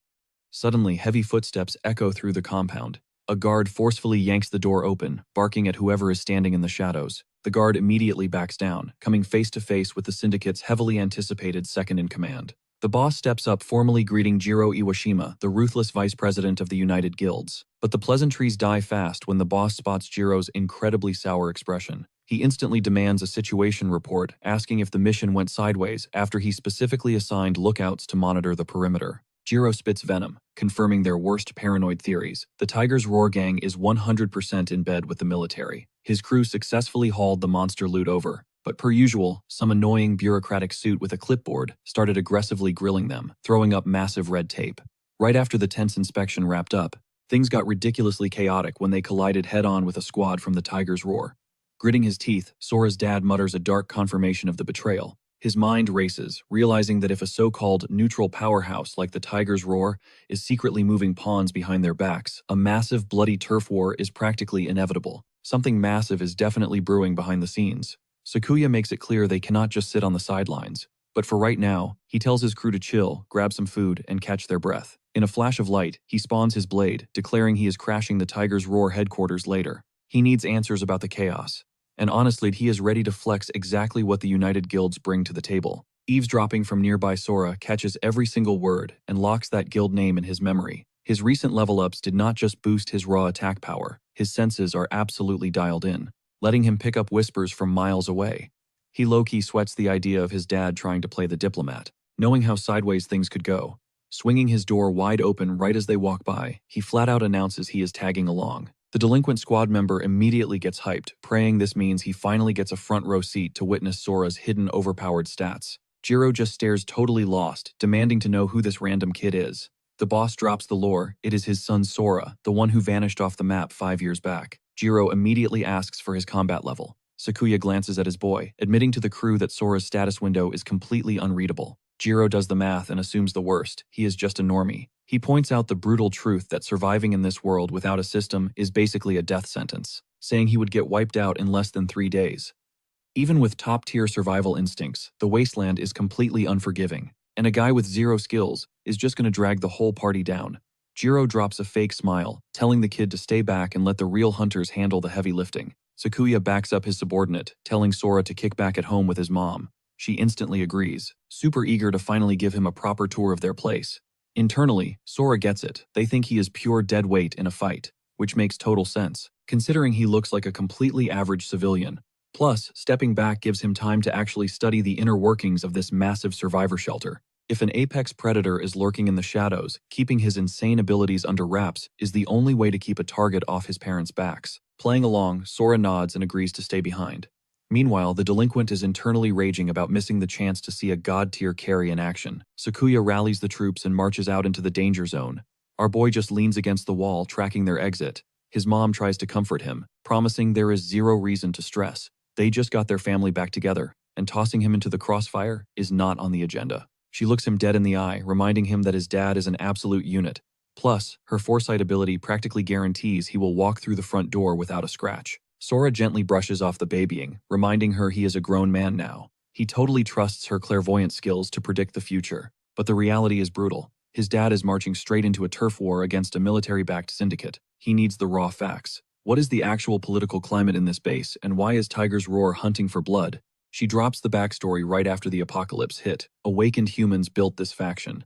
His dad went on a massive campaign to ally the scattered groups, even partnering with the military, all driven by the hope of tracking down his missing son. The alliance exploded in numbers, drawing in warriors who respected his emotional crusade.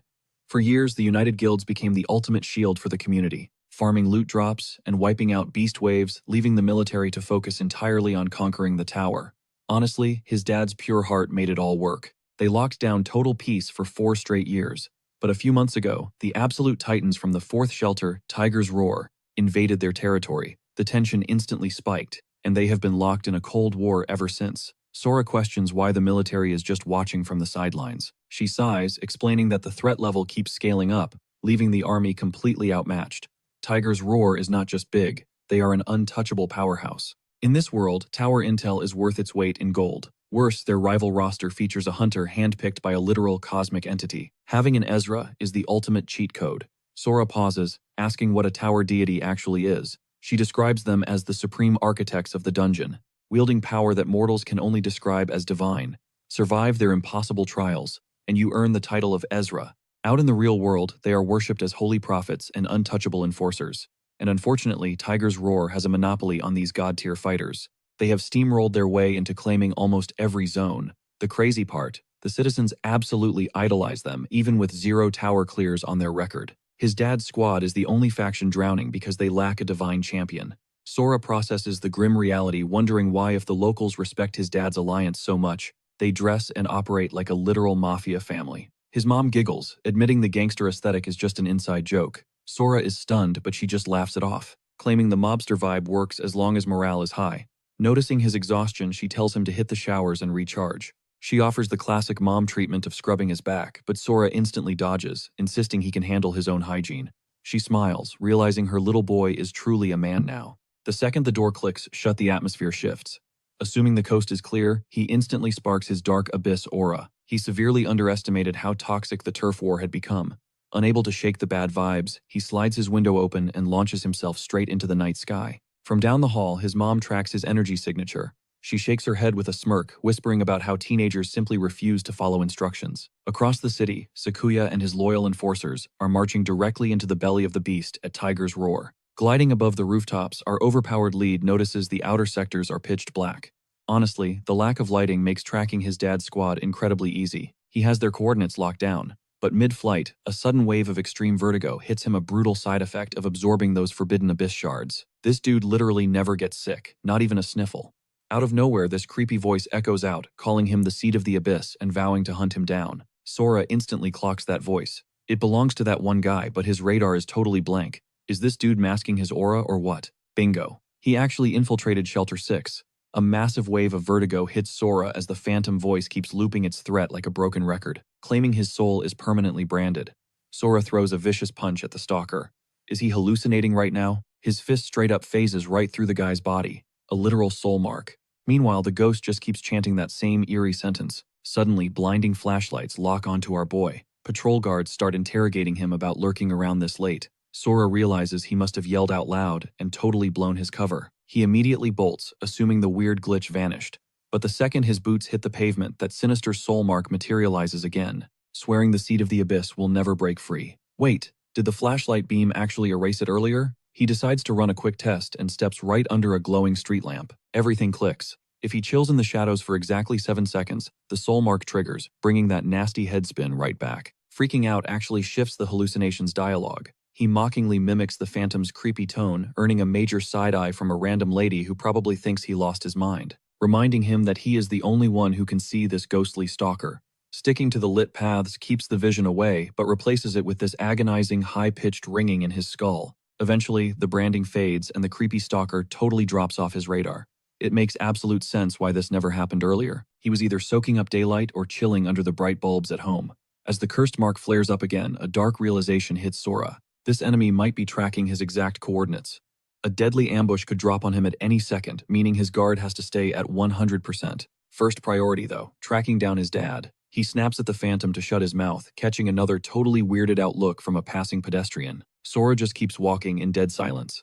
A random car cruises past, blasting him with its bright headlights. That confirms his theory: the ghost is completely powerless in the light. If his mom's intel was right, the military is officially done using the United Guilds, which puts his pops in massive danger. He has zero clue how many heavy hitters are currently hiding out in this shelter. But the army definitely did not team up with the Tiger's Roar Guild just to sit on the sidelines. Honestly, it is basically guaranteed. They are plotting a full wipeout of the United Guilds. If that goes down, Sora is ready to catch bodies to keep his parents breathing. He freezes in the middle of the street, highly doubting they will ever get their peaceful, normal lives back. Up ahead, a massive mob starts swarming. Sora smirks, realizing he finally hit the jackpot. Now he just needs to see how his dad plans to navigate this incredibly tense standoff. A core memory flashes back of his old man preaching that throwing hands should always be the absolute final option. Little Sora nodded along back then. But right now, he is seriously wondering if his dad is going to hold back until it is too late. But then something crazy catches his eye. The top brass are screaming at everyone to clear the blast zone. It is finally going down. It has been a hot minute since the boss actually pulled his blade. The last poor soul who caught the wrong end of that katana walked away with a gnarly 20-meter gash. Sakuya starts channeling some insane aura. Barking at Tsuchita to scramble, he closes the distance in a flash, literally slicing a massive canyon into the concrete building. Total, absolute devastation left in his wake, and yet Sakuya is just standing there with a wicked smirk. His whole squad is absolutely losing their minds hyping him up. Sora is completely paralyzed by the sheer flex.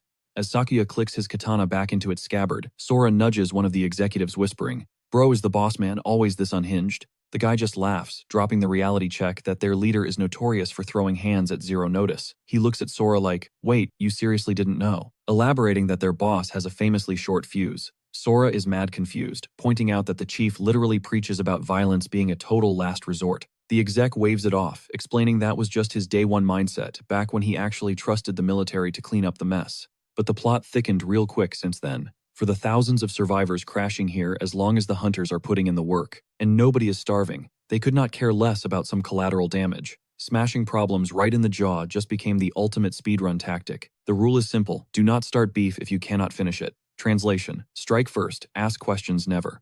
Watching all this unfold, Sora reflects on his run-in with that weird monk, assuming heavy hitters like to keep a low profile. Yeah, big mistake on his part. Or maybe when you hold this kind of god-tier power, you just do whatever the heck you want, just like his old man. Or maybe that monk is rocking the blindfold purely for the aesthetic. Meanwhile, speaking of the devil, that exact monk is chilling on a rooftop watching the chaos. He is locking onto the whole battlefield. This is Shuzengi Yukio, a level 75 Arhat, running his Sage's Gaze ability on full blast. Yukio is mentally crunching the numbers. A level 90 beast just got absolutely vaporized. 0 artillery required. The thing looked less like it was hunted and more like it got shredded by pure, unadulterated savage strength. Exactly why Yukio knows the world is still crawling with actual demons, proving his whole stay humble philosophy is the only play masking his true stats to look like a basic level 45 monk.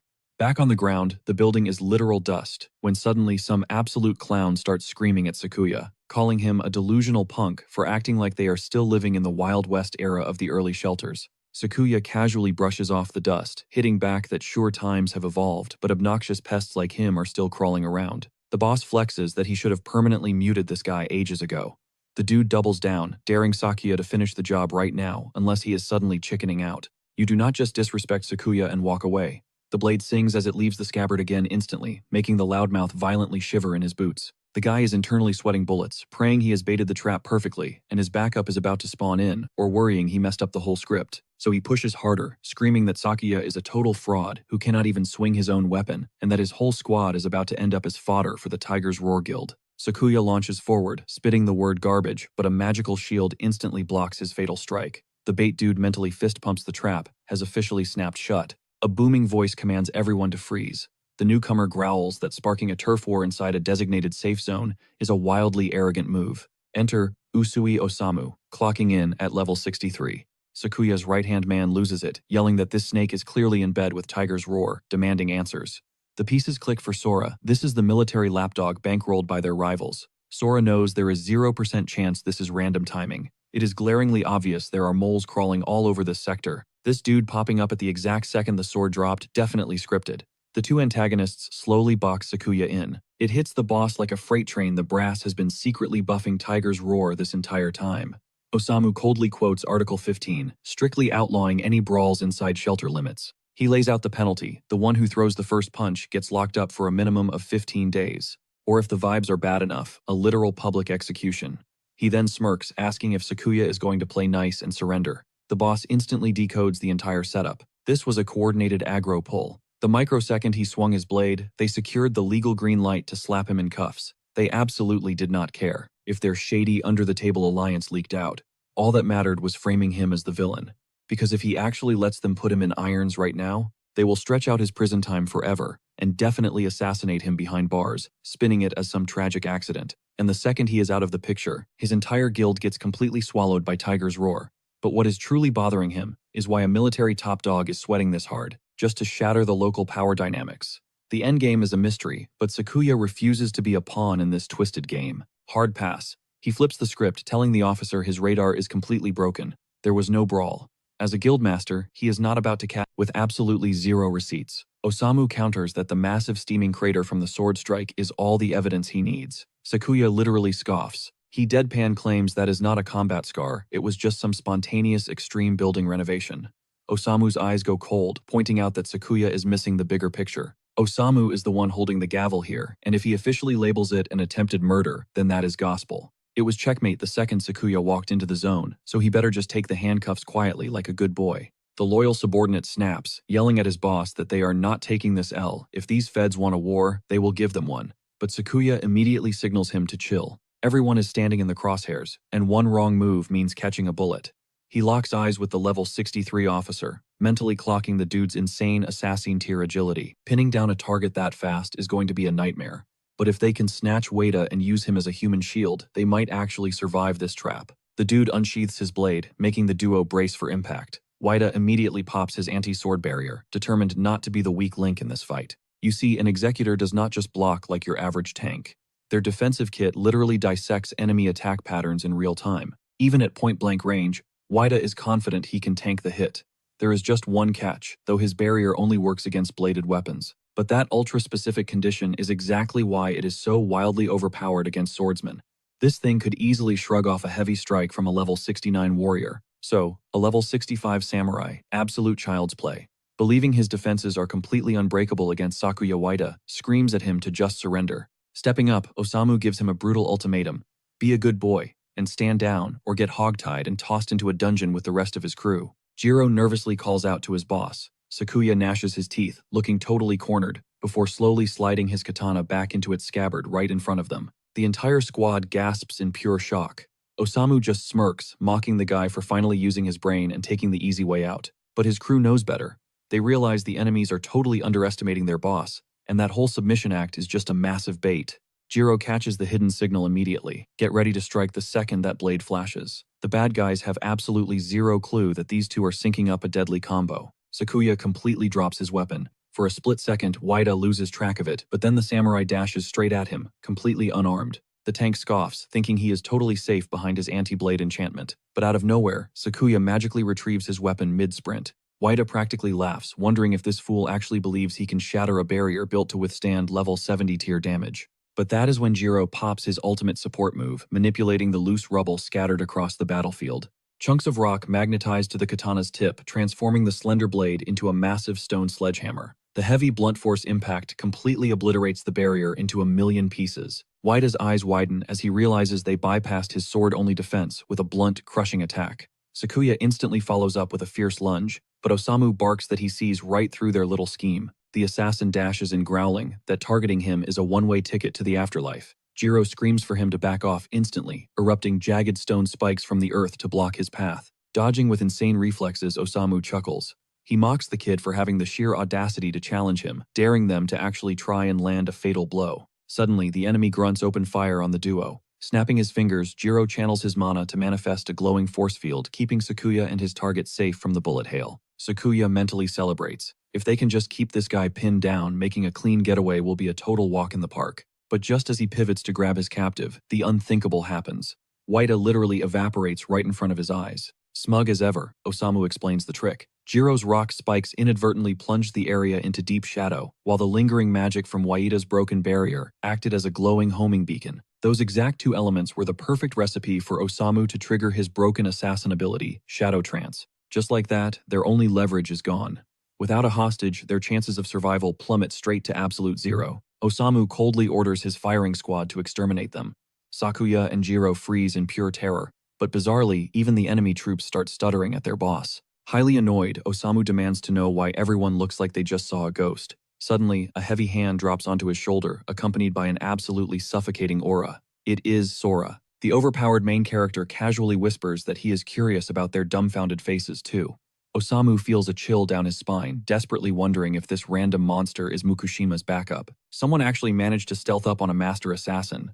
Osamu has no clue who this dude is, but his killer instinct screams that this is a lethal threat. Operating on pure panic, Osamu decides to strike first. He secretly readies a toxic vial behind his back, which Waida instantly recognizes as their ultimate trump card. It is the exact lethal venom the Tiger's Roar Guild brewed specifically to melt a level 90 raid boss. Osamu screams for his ally to scatter, violently launching 3 poison blades straight at Sora. Sakuya shrieks his kid's name in pure agony. Waida suddenly realizes the toxic splash zone is going to melt them all, as a sickly purple cloud rapidly swallows the battlefield. The grunts frantically scramble to outrun the deadly fog.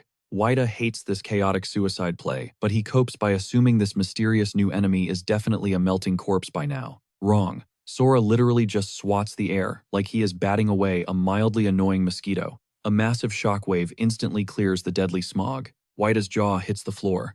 How in the world is this guy still breathing after inhaling venom, meant for a level 90 calamity? Osamu's brain completely short-circuits in disbelief. Get this, Sora is casually gripping the poisoned blades with his teeth. Not only that, he has both assassins suspended in mid-air by their collars, letting out the most bored sigh imaginable. Spitting the deadly weapons onto the dirt, he coldly asks the duo where exactly they thought they were escaping to.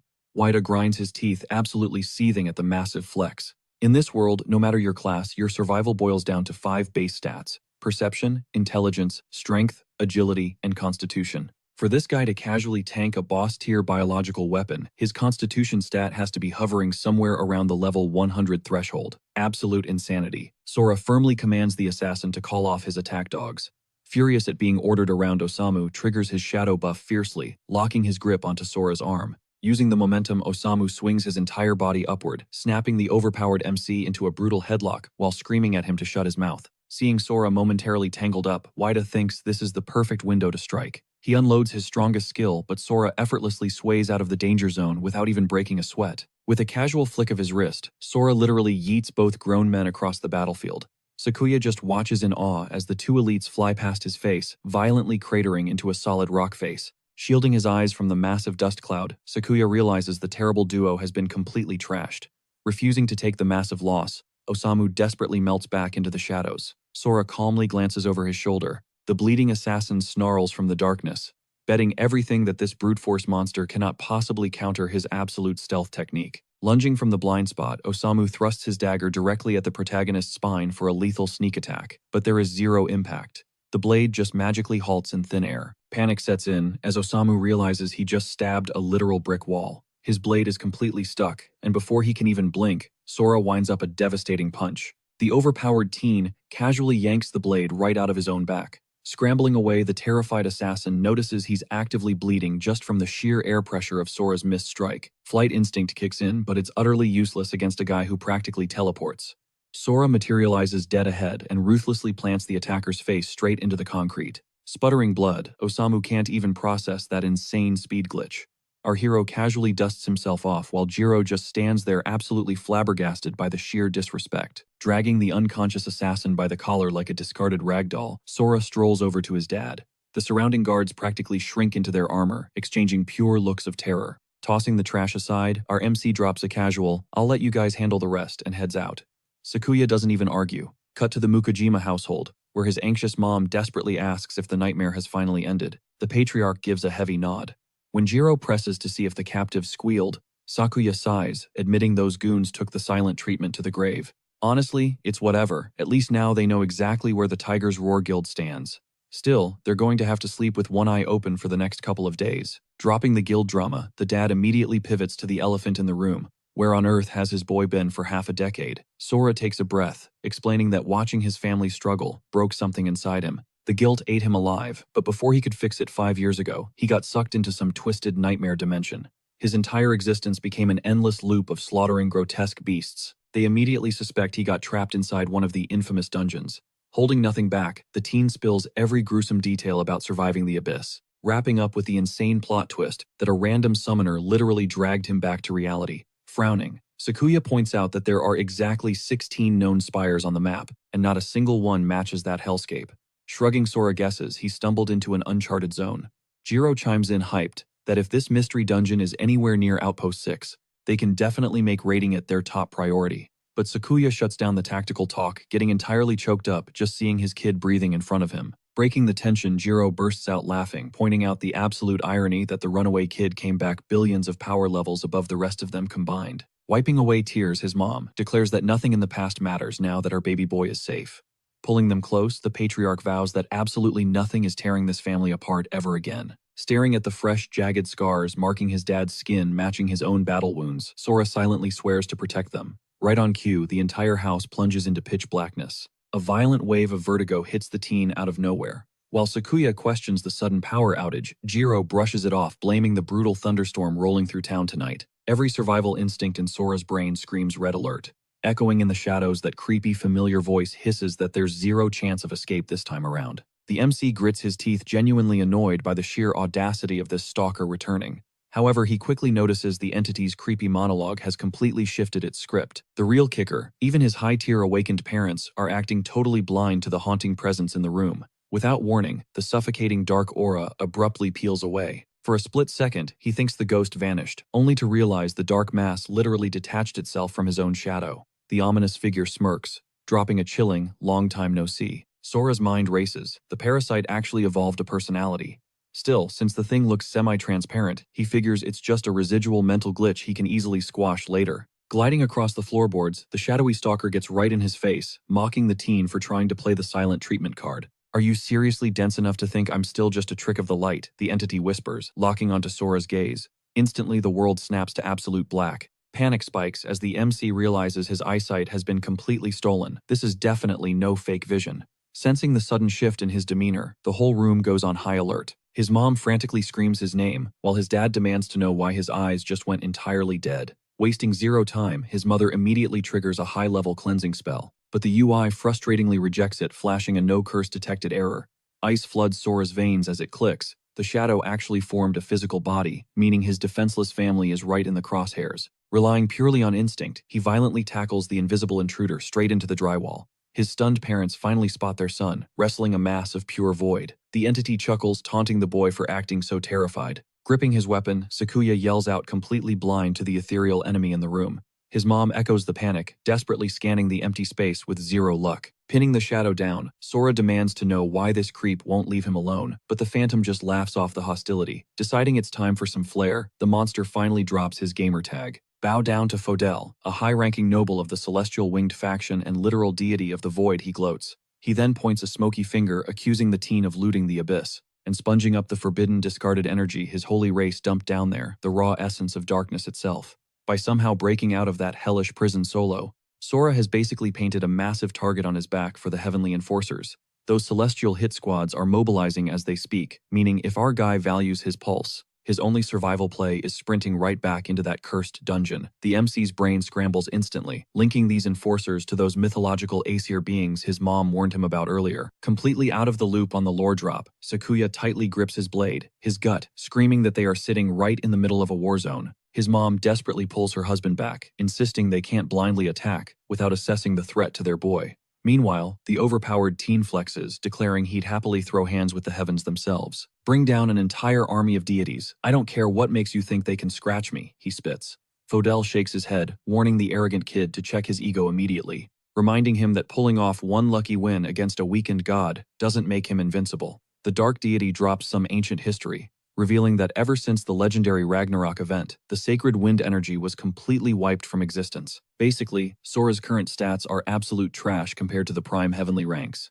Our hero glares, challenging why he should trust a word from a shadowy parasite. Hearing this, Fodel absolutely loses his mind, laughing. Stay oblivious if you want, kid, but don't go crying when the skies literally start raining blood, the god mocks. The threat hits hard enough to shut the protagonist up entirely. Logically trusting a demonic stalker is a rookie mistake, but something deep in his gut screams that the warning is completely legit.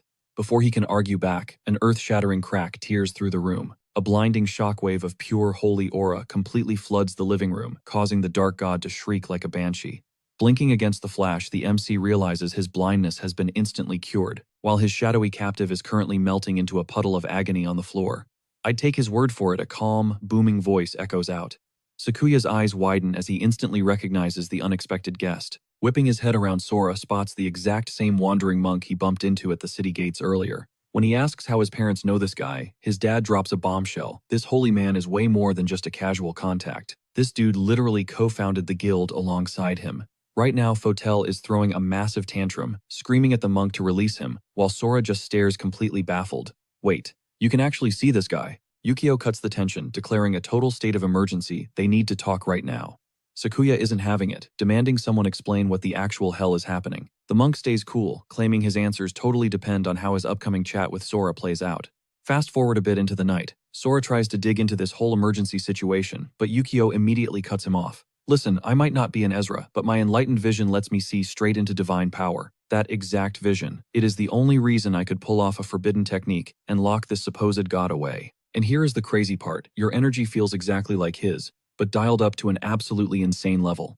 I have no clue how you pulled that off. And honestly, we have zero time to figure it out.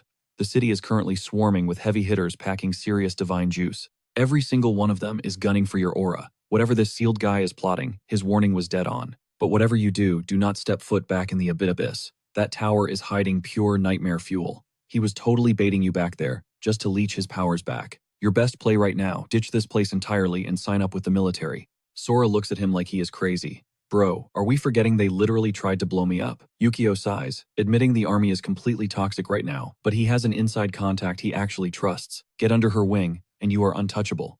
Sora instantly claps back, arguing that his family would still be sitting ducks. The monk just waves it off. Chill out. The Ezra pride themselves on not touching ordinary civilians. Plus, you are forgetting I am still here. I will drop anyone who even looks at your parents funny. Do not forget our Arhats can easily go toe-to-toe with the Ezra from the Tiger's Roar Guild. Cut to the villains. Hero Ryusei, the Ezra of Ares, is absolutely complaining. He thinks sending 4 elite fighters after some systemless kid is a total joke. Jiraiya Yukinojo, holding the Hades title, drops the intel Sakuya's kid, the one who went off the grid for years, just breached the tower. He smirks, claiming a scrub like that is light work for Hero alone. Hero immediately snaps, ready to throw hands until someone grabs his shoulder. Dugami Rimu, the Athena Ezra, steps in to kill the beef. But then the absolute heavy hitter speaks up. Mukai Lich announces he is personally joining the hunt. Iwagaya Kaiichi, representing Hermes, is shocked that the boss is tagging along. Mukai keeps it icy, revealing this came straight from the top. An absolute order from Zeus. The mission is brutally simple, that punk Sora gets deleted. On top of that, the 16th tower is suspiciously close to Shelter 6. Since the Alliance decided to act tough and ghosted their proposal, the guild is going completely rogue. This is not just a basic assassination. We are wiping out Sora, and we are exterminating his parents, the heads of the Alliance. Mukai declares this with zero hesitation, fully flexing his status as the Ezra of Zeus. Meanwhile, back at the Alliance base, Yukio wraps up his massive lore dump. Your next stop is the central base to link up with Mei. She is a solid ally of mine, so she will definitely watch your back. And hey, keep an eye on that curse circle. If all-out war drops, not even the Tiger's Roar Guild can save themselves from the fallout. Yoyi chimes in, reminding them that the Alliance planted their base here for a strategic reason. Sora has absolutely nothing to stress over. Sora just nods it off. Flash forward about 15 minutes. The monk is chilling by the entrance when the surrounding trees start violently shaking. Yukio smirks. The ops have arrived. A tidal wave of pitch-black energy swallows the yard, but Yukio instantly pops his ultimate defense, the Golden Bell Curtain. The dark wave violently bounces right back. The crew inside braces for the shockwave, but it is already too late. The 4 Ezra elites are stacked at the front door. Yukio senses their massive numbers instantly picking out Mukai, swaggering up from the back while his squad parts like the Red Sea. They respectfully hype up their boss. Yukio mentally notes that things just got incredibly real if the top dog Mukai actually showed his face.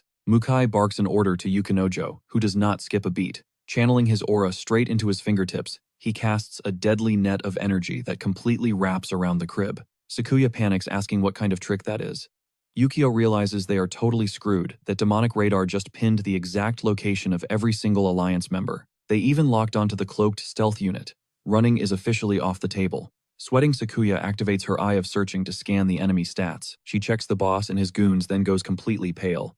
The level gap is absolutely astronomical. Yukio sarcastically asks what brings them out for a midnight stroll, but Yukinojo cuts to the chase. His spirit radar confirms Sora is nowhere to be found. Mukai aggressively demands the kid's location. Yukio just plays dumb, shrugging and asking what they are even yapping about, since he has zero context. Hiro absolutely loses it, screaming at the bald monk for disrespecting them. Yukio sighs about the kid's lack of manners, slowly peeling off his blindfold. Hiro sneers, promising to hand the monk a one-way ticket to the afterlife if he is that desperate.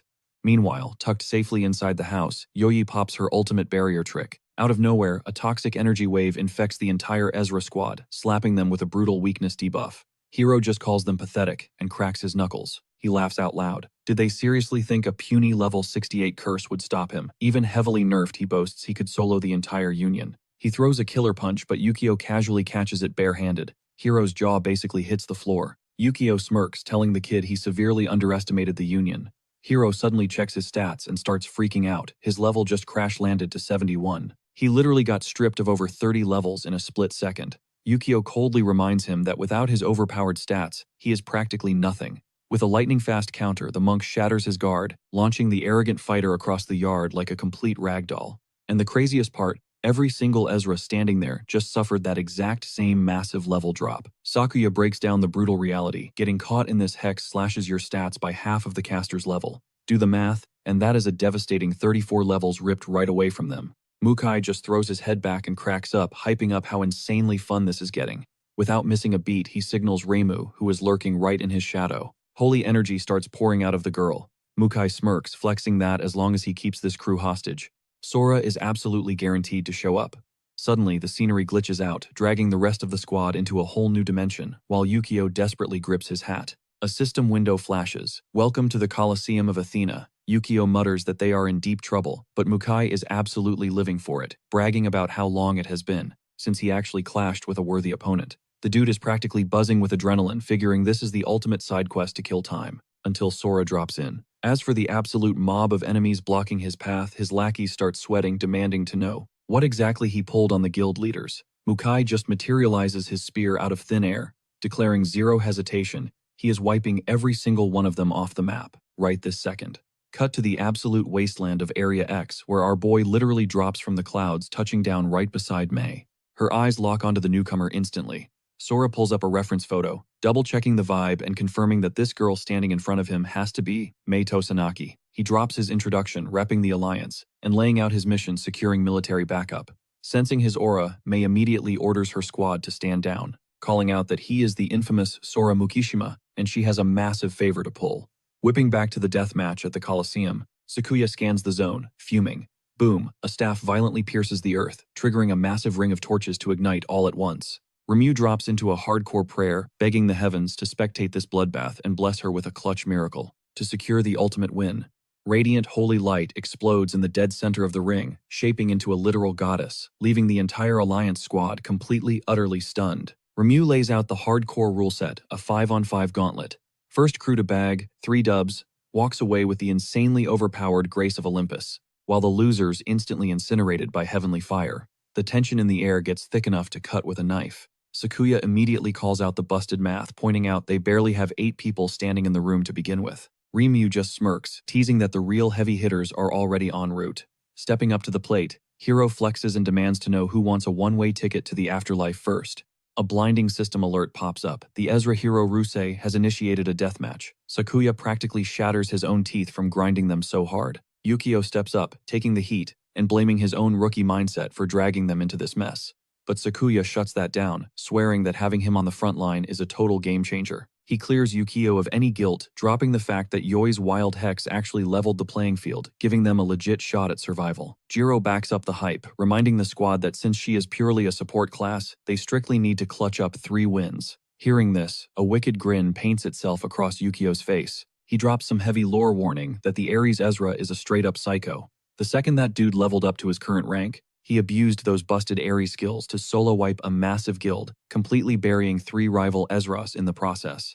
Despite the insane stats, Yukio claims he has the perfect counterplay, telling his team to sit back and watch the show.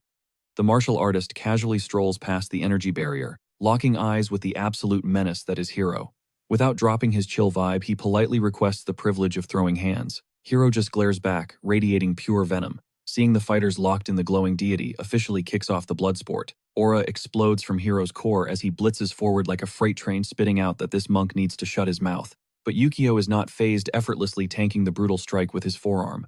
Hiro instantly snaps back, swiping a vicious backhand claw attack. As the peanut gallery watches the chaos unfold, Hiro taunts his opponent, calling him a coward who only knows how to dodge until the monk flawlessly snatches his speeding fist out of thin air. Sakuya loses his mind, cheering, hyping up the block like they already won, but Hiro just hits him with a psychotic grin while a demonic aura leaks from his body. Suddenly, the monk feels the true terrifying weight behind those strikes. Pivoting hard, Yukio unleashes a devastating palm thrust, launching the aggressor clear across the arena. The Ezra expertly hits the brakes, crouching low to absorb the shockwave. Yukinojo analyzes the crazy sequence, pointing out how the martial artist brilliantly seized the initiative and forced breathing room instantly. He admits this brawl is going to be incredibly sweaty, but Remu casually tells him to chill out. Sakuya's anxiety spikes as he spots blood, frantically screaming out to check if Shusenji's arm is shattered. Hiro's maniacal smile stretches even further tauntingly, asking how that bite from the fangs of Cadmus tasted. The horrific truth clicks in Yukio's brain. He is talking about the legendary Ares serpent.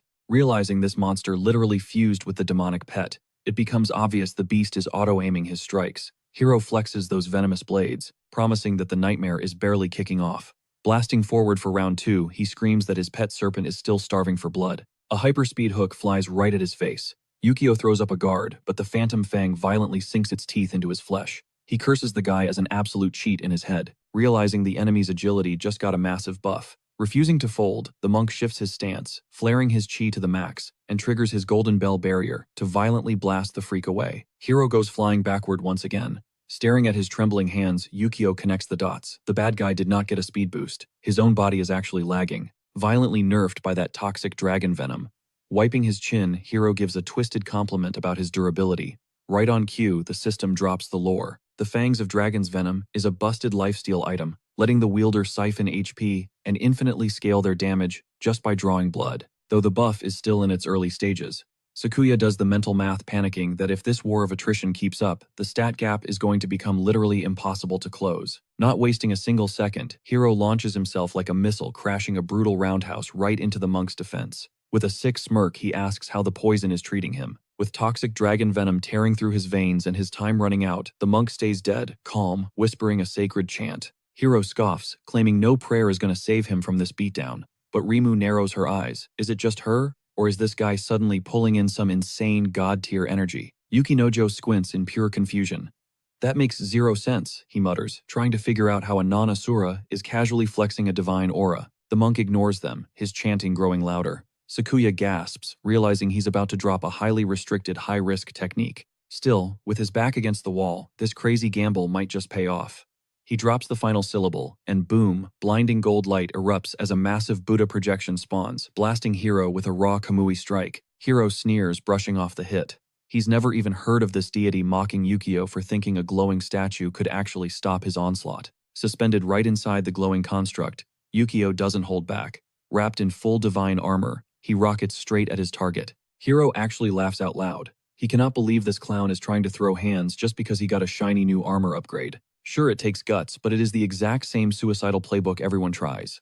Hiro has buried a mountain of wannabes who pulled this exact stunt. These rookies always assume that packing on holy shields will somehow block the lethal bite of Cadmus. Spoiler alert, Cadmus literally snacks on divine aura like it is premium wagyu. The dragon is ready to swallow him alive, identical to the last victim. Get ready to drown in absolute despair. Hiro yells right before getting his jaw completely rocked by a brutal haymaker. Staggering back, the villain is totally stunned. Turns out, the monk bypassed the venom by using his holy aura as a filter, instantly unlocking his base speed. Before Hiro can blink, Yukio sinks a devastating roundhouse into his gut. Spitting blood, Hiro realizes it isn't just a speed glitch. The monk's raw damage output and reflexes are skyrocketing off the charts. Even while eating a vicious knee straight to the dome, Hiro smirks, convinced this is still the ultimate all-you-can-eat buffet for his beast. He gloats that the monk is about to be prime, dragon chow.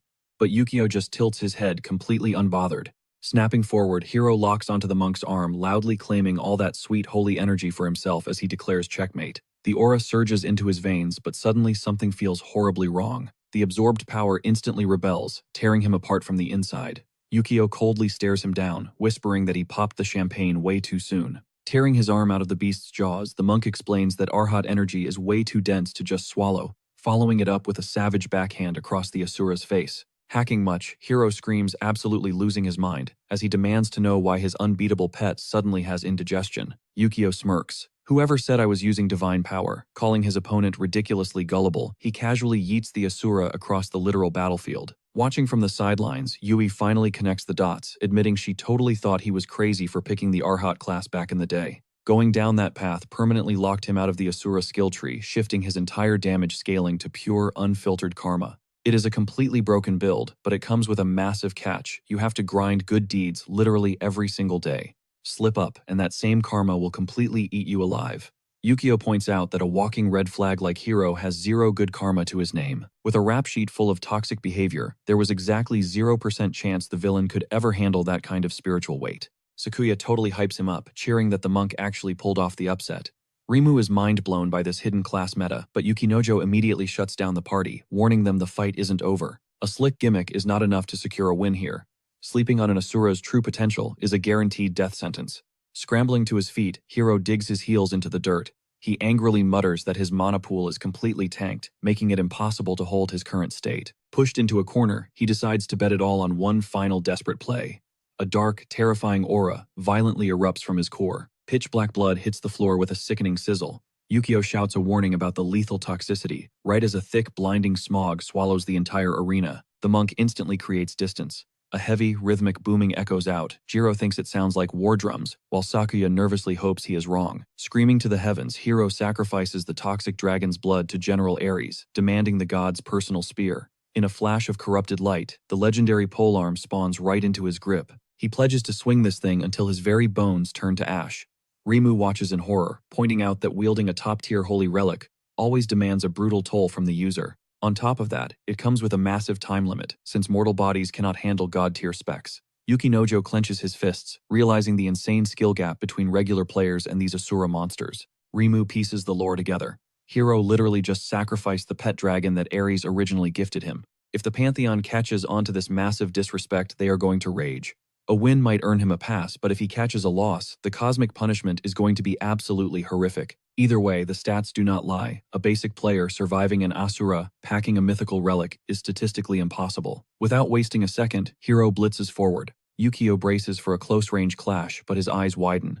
The massive spear has literally glitched out of existence. Playing it safe, the monk leaps backward to exit the aggro range, but a phantom blade slices right across his cheek anyway. Smirking Hiro snaps his fingers and triggers an instant detonation. A massive shockwave rips through the air, completely shredding the monk's gear. Breathing heavy, Yukio admits that if he had not clutch cast a shield chant, he would be absolute toast. Making things infinitely worse, the weapon is heavily coated in the exact same lethal debuff as the dragon's venom. The game interface violently flashes thanks to the insane acid damage from the blood of Ares. The monk's cloak just got hit with a 50% defense penalty. Going for the kill screen, Hiro dashes in for a fatal sweep that Yukio dodges by a literal hair. But out of nowhere, toxic blood spikes erupt from the Asura's back, tracking the monk like heat-seeking missiles. Yukio's eyes go wide as he realizes this boss can launch projectiles from anywhere, not just his hands. Capitalizing on the shock, Hiro unleashes an absolutely relentless flurry of god-tier strikes. "Let's see you dodge this," Hiro snarls. Wicked blades forged from pure Ares blood erupt from his knuckles. Yukio's heart sinks. This guy is untouchable. His movements are practically a blur. Every single hit Yukio absorbs shreds his gear to ribbons. And yeah, his karmic aura cushions the blows a bit, but the raw power is still insane. If those strikes weren't nerfed, he'd already be a goner. Realizing he desperately needs breathing room, he swiftly sidesteps a lethal punch, throwing a desperate palm strike right at Hiro to force him back. They lock eyes. The monk's lips start moving, dropping a heavy Buddhist mantra, while weaving a glowing seal over his open hand. Hiro scoffs, mocking him for hitting his absolute limit so fast, warning him not to fool himself into thinking running away would actually save his skin. Ignoring the trash talk, the monk unleashes his silent Dharma chant. Out of nowhere, massive energy materializes right over Hiro's head, violently slamming him down onto his knees into the dirt. This sacred enchantment is designed to completely purify and obliterate any dark interference, instantly draining the toxic effects of the poisonous dragon's blood. Gritting his teeth, Hiro pieces it together. The monk was plotting to lock down his movements with a hex and sneak in for a close combat strike. Bursting with dark energy, Hiro blasts his crimson blood outward, calling the strategy straight up pathetic. Sensing the danger, Sakuya instantly flares her aura, screaming at Shusang to watch his back. The monk barely ducks in time, the razor-sharp attack slicing right through his straw hat. He sweats, realizing he was inches away from death. But suddenly the glowing goddess manifests right in Sakuya's face, coldly declaring that rule breakers get heavily penalized. Without warning, brutal flames engulf the man, leaving him screaming in pure agony. Yoi hysterically shrieks her husband's name, rushing over to spam her healing magic. Watching closely, Sakuya notices the fire has finally fizzled out, but it brutally wiped out 15% of his entire life force. Hiro smirks, claiming the guy would be a total corpse right now if his team hadn't totally meddled, though he admits the system's penalty handled the job perfectly. Taking mental notes, the monk realizes throwing hands up close is basically suicide, but Hiro zoning him out with those long-range blood arrows makes it 10 times worse. Checking his tank, Yukio calculates he's only got around 3 minutes of stamina left, leaving him zero options but to risk it all right now. Fed up, Hiro barks at him to stop stalling, unleashing a devastating offensive and straight up claiming an early W, as the monk intensely funnels pure karmic energy through his veins. Whispering that all dharmas must unite, he mentally cycles through the sacred Archon ranks, from the celestial sight to the wisdom gaze, peeking at the Dharma and Buddha visions. Realizing this is his only shot, he violently cracks open his Dharma eye. His pupil morphs instantly into a radiant spinning Buddhist crest. A lethal blood spear rockets toward his face at Mach speed, but thanks to his newly activated vision, his own reaction time gets a massive buff. Still, he knows this overpowered state burns out crazy fast, so he desperately scans for a weak spot. He spots the glitch that massive spear doesn't actually pack the heavy divine juice he thought it did. The real trap. That sneaky blood projectile from earlier is silently creeping up right behind him. Yukio smirks, finally cracking the villain's cheat code. He literally catches the front spear barehanded, while casually blocking the backstab arrows with a solid wall of divine armor. Utterly stunned, Hiro can't fathom how his perfect combo got read like a children's book. The monk dryly asks if this weak toothpick was supposed to be the almighty blood spear, before effortlessly crushing the weapon into mere glowing dust. Hiro loses his mind, screaming that it's physically impossible. Meanwhile, Yukinojo is left jaw-dropped, wondering how anyone could block. Microscopic, razor-thin blood threads. Rimu points out the obvious that glowing eye basically gives him straight-up wall hacks to see the invisible. Hype floods the squad as Sakuya cheers, hyping up the fact that they might actually pull off this underdog win. But the monk already had a genius counterplay, cooking for Ares' suffocating aura.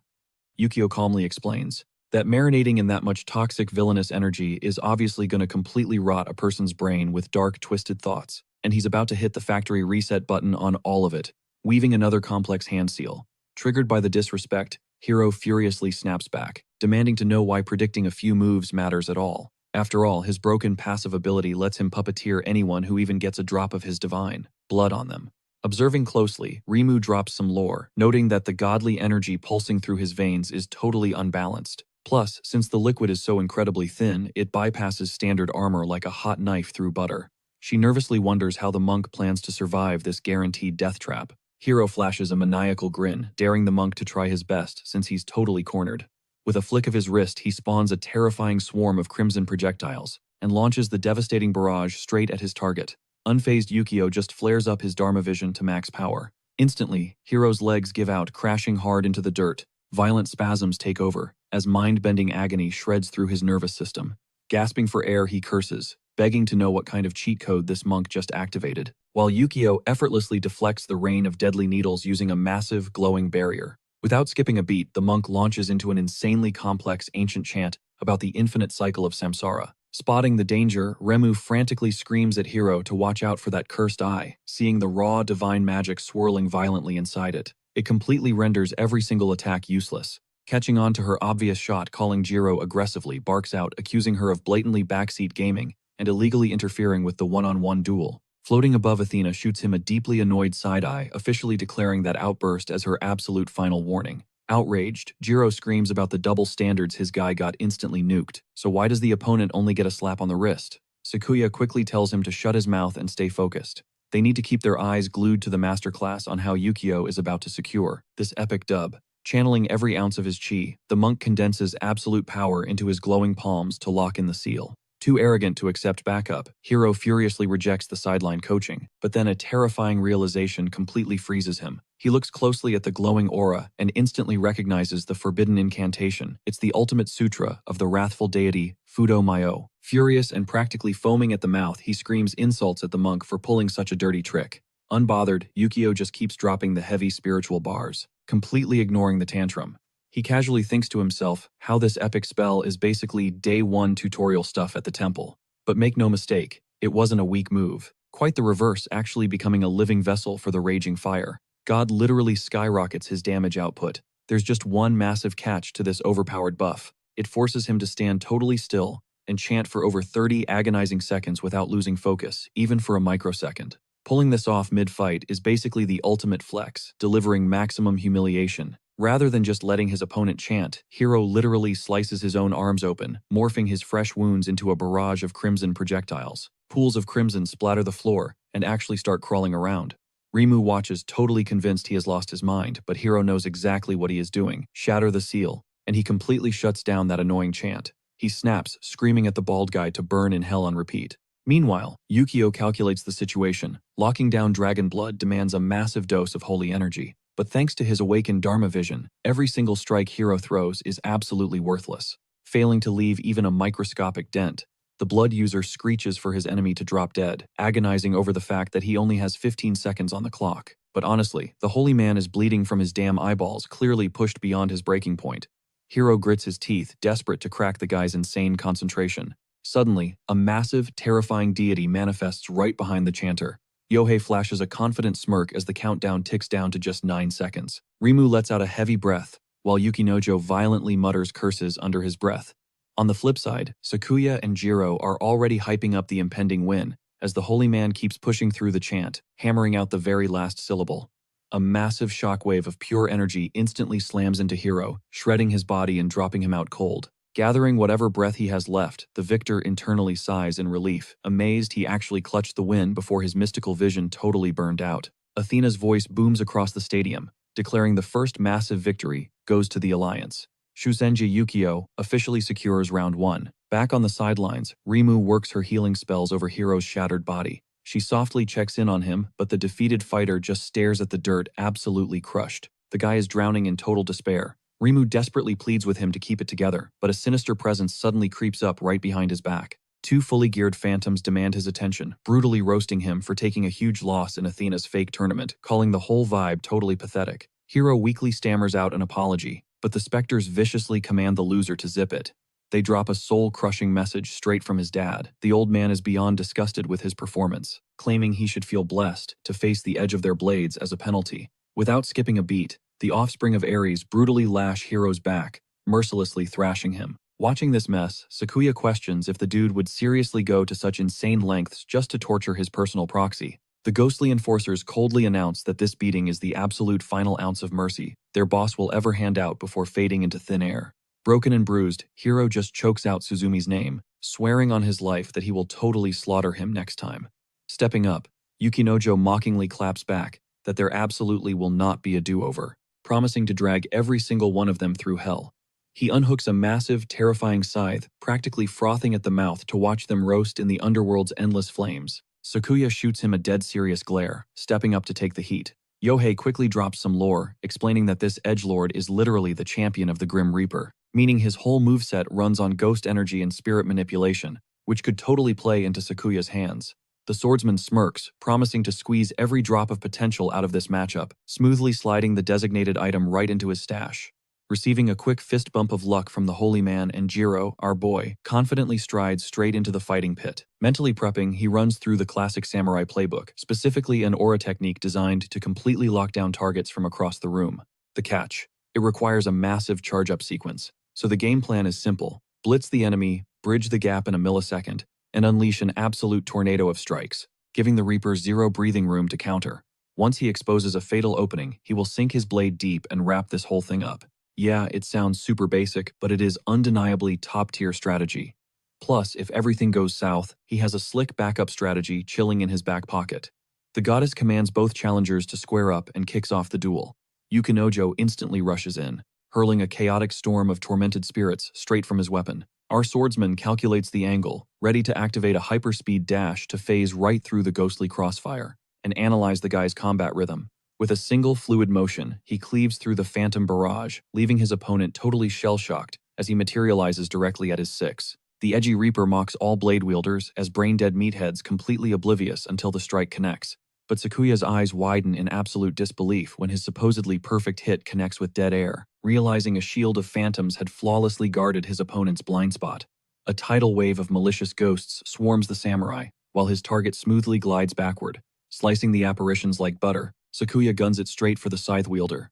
The dark fighter arrogantly taunts him right before getting bisected cleanly down the middle by a brutal katana swing. Plot twist: the divided enemy violently cackles, bragging that physical weapons are utterly useless against a pure entity rocking an intangible form. Sakuya abruptly pivots, tracking the true presence, and propels himself forward to deliver another heavy execution. The ghost boy just howls with maniacal laughter, screaming that resistance is a joke, and ordering him to take his defeat like an obedient dog. Claiming to boast an endless ammo clip of souls, he mocks the warrior, stating he could swing that sword for 80 years straight and still barely make a dent in his army. He gets under Sakuya's skin, whispering that a so-called master who cannot even track his true target is totally worthless. Honing his zen, our hero realizes there is only one play left: trigger the ultimate charge sequence. But the Grim Reaper immediately shuts that down, completely denying him the cast time. Forced on the defensive, Sakuya throws wild counters into every corner of the arena, only to get swallowed by another devastating spectral blast. Watching the chaos, Rimu points out the insane power gap between a divine champion and a standard-issue human. Hiro bitterly mumbles that the guy just caught a lucky break, prompting the magic caster to fiercely remind him that a regular blade user stepping up as a faction boss is statistically unheard of. Shifting her gaze, she zeroes in on Yohei standing right at the front lines, catching a wildly different vibe from him. It blows her mind that despite her partner catching a massive beating, she stays absolutely stone cold. It practically screams that they are sitting on a game-changing secret weapon. Back in the pit, Sakuya shreds through a rogue phantom before throwing himself into a tactical backstep. The shadow boss spams another wave of cursed ammo, loudly questioning if the warrior is cooking up some secret move. Rimu screams at the top of her lungs for him to watch his 6, while the champion of the underworld visibly flinches in pure shock. Sakuya absolutely shreds everything in his way, triggering his Leap of the 8 Vessels technique. Yukinojo is left completely clueless, wondering what just hit him. Back when the 6th shelter first dropped the military, and top-tier players teamed up on a massive manhunt for monster breeding grounds, that's when they stumbled upon an abandoned mine right outside the safe zone, swarming with beasts birthing the world's very first dungeon. Initially it felt like a total cakewalk since only low-level trash mobs were crawling out. But the second they actually stepped inside that cavern, the game changed completely. The monster types, the sheer swarm of them, and their power scaling were off the charts. The cave had mutated into its own twisted ecosystem, and lurking at the absolute bottom, a massive level 80 arachnid boss. Back in that era, humanity stood literally zero chance against a raid boss like that. To buy time for everyone's escape, Sakuya Mukoshima stepped up as the ultimate decoy, dragging the monster's aggro deep into the darkness. Nobody actually knows what went down in the shadows. But the crazy part, exactly 3 days later, blood-curdling screeches echoed from the abyss as the spider shrieked in absolute agony. Right on cue, the entire dungeon structure started caving in on itself. Strolling out through the collapsing boulders without a single scratch was Sakuya. The cheat code skill that saved his life back then, you guessed it, the Leap of the 8 Vessels. It's an insanely broken technique that lets the user chain together 8 back-to-back dashes.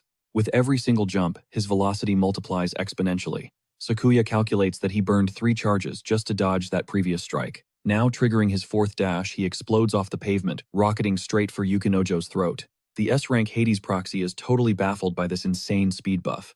Sakuya's blade instantly atomizes a wandering soul, and guessing his enemy's trajectory, he fires off leap number 5. The katana closes in at Mach speed but just slices through another decoy phantom. Instantly tracking him, Sakuya spots his target airborne, triggering jump 6 to deliver a vicious aerial strike. Yukinojo crashes back down to the dirt, but Sakuya is right on his heels, burning dash number 7. Slamming his blade into the earth with bone-crushing force, Sakuya realizes that by channeling the raw inherited willpower of the ancient hero, he has totally wiped out the ghost army around them. His win condition is simple now, just keep swinging. He lunges forward for another round. Metal screams as his katana deadlocks against the demonic scythe. Sakuya smirks, realizing Yukinojo's summoning speed can't even dream of matching his movement. And if he just forces a brutal close-quarters brawl right here, the legendary hero's inherited will is basically a guaranteed victory ticket. Watching from the sidelines, Rimu points out that this absolutely explains how he's dominated the Guildmaster throne for years. He might not have an official S-rank badge, but that ridiculous damage output says otherwise. Now, there are tons of wild theories about how the towers actually spawned, but the internet's favorite theory claims these structures are literally human history and ancient myths physically manifesting in reality. History and myth are tangled up so tight you can't rip them apart. And if mythology gets repped by omnipotent gods, then human history gets repped by the legendary heroes. But here's the kicker. Grabbing a hero's willpower and getting drafted by a literal god are two entirely different games. Scoring a god's blessing just requires you to slaughter the competition. But grabbing a hero's legacy, that strictly requires insane RNG, and Sakuya's luck stat is definitely maxed out. Yukinojo scoffs openly, mocking Sakuya for thinking a melee brawl was an instant win button. Dropping the cold hard truth some mid-tier sword isn't putting a dent in the literal scythe of Hades. Sakuya admits the Deathbringer weapon looks intimidating as hell, but he still holds the upper hand in attack range and mobility. Plus, since that oversized farming tool is a divine tier artifact, a fragile human body can't actually spam its max power without glitching out. If Yukinojo just swings wildly, ignoring his spatial limits, he's basically handing out free openings. Sakuya squares up his stance, roasting the kid by saying Hades totally forgot to drop a tutorial on how to use that thing. Yukinojo screams absolute cap only to immediately get violently impaled straight through the chest. Sakuya casually mentions, he totally expected a teleport dodge, but too bad for him that was jump number 8. Jiro hypes up from the back screaming that it's good game, but Yoi shuts that down instantly. The boss music hasn't stopped yet. Yukinojo suddenly erupts into maniacal laughter, taunting Sakuya's smug "I just won" expression. It practically cracks him up. Sakuya's brain blue screens for a second. Wait, does this guy's hack ability seriously not have a cooldown timer? Yukinojo smirks, dropping a bomb. Whoever said I was limited to just swapping with ghost bodies? Suddenly, Sakuya grips his own chest. A blinding surge of pain hits Sakuya's heart. Well, this is trash, he grunts violently, backstepping to create distance. A neon system prompt flashes in his vision. Target locked Mark of Hades applied. Sakuya curses his own sloppiness. He is absolutely floored that Yukinojo literally phased his own flesh and blood into a spectral state to straight-up ghost physical damage. Take 4 of those marks, and your soul gets drafted as my personal minion. Yukinojo gloats. He promises Sakuya that he just blew his one and only shot at winning. Sakuya's mind races, crunching the tactical data. Rushing in means risking another deadly touch debuff. But playing passive, the Phantom Army is just gonna swarm and drown him. Talk about being stuck between a rock and a hard place. The worst part, his trump card, the 8-step dash, is currently locked behind a cooldown timer. Yukinojo barks his name out loud, giving him props for his skills, but ruthlessly reminding him that he's still just a fragile NPC. Sakuya can't even deny it. Shifting into a spiritual state absolutely nukes a player's energy pool, making them insanely vulnerable to magical burst damage. But acting exactly like a roaming ghost, this guy was completely immune to physical damage. He lunged straight for our swordsman, but Sakuya ripped a quick slash and instantly backed away. Not bad on the speed, but honestly, still too slow. Yukinojo taunted effortlessly, shattering Sakuya's defense with a brutal strike. Boom, another seal of Hades locked onto Sakuya. Running is pointless, bro. Yukinojo cackled, stalking closer like a predator. Hit 4 of those marks, and your literal insides erupt into a soul-scorching hellfire. Your flesh melts off the bone, and your soul gets chained up as his mindless zombie forever. Brutal. Sakuya shot him a total death glare. Meanwhile, Yukinojo's body morphed into this terrifying skeletal phantom and started turning invisible. Realizing he messed up, our swordsman cursed loudly, amnesia acting up. You totally forgot my revenant shade, the villain sneered, tagging him with yet another mark. Sakuya swung his blade desperately to create distance, but Yukinojo just laughed at the pathetic attempt. The swordsman vaulted as far back as physically possible. The villain instantly read his mind. Sakuya was trying to stall out the clock, praying the curse marks would just expire once the magic dried up. But that was pure copium. Yukinojo could chill in his ghost mode for another 3 whole minutes. One more touch, and Sakuya was totally cooked. Sakuya took a deep breath, dead set on his next play. Yukinojo just smirked, watching the swordsman foolishly charge up his blade's aura. He literally could not fathom why Sakuya would leave himself so wide open. Popping his revenant shade, he gloated, "Time to join the afterlife, buddy." But suddenly the katana ripped from its scabbard, absolutely surging with raw lightning. Yukinojo rushed in, convinced it was game over, since physical energy usually passes right through him. Big mistake. Sakuya unleashed a flawless spinning slash, flashing back to a secret weapon his wife handed him. He had actually tied that exact sacred cloth to his hilt just for a clutch moment like this. This stuff was legit steeped in holy temple water, sun-baked in literal paradise, and heavily blessed by a high-tier cleric. Its entire job description: deleting evil spirits from existence, and slicing straight through raw souls. This was its absolute peak form.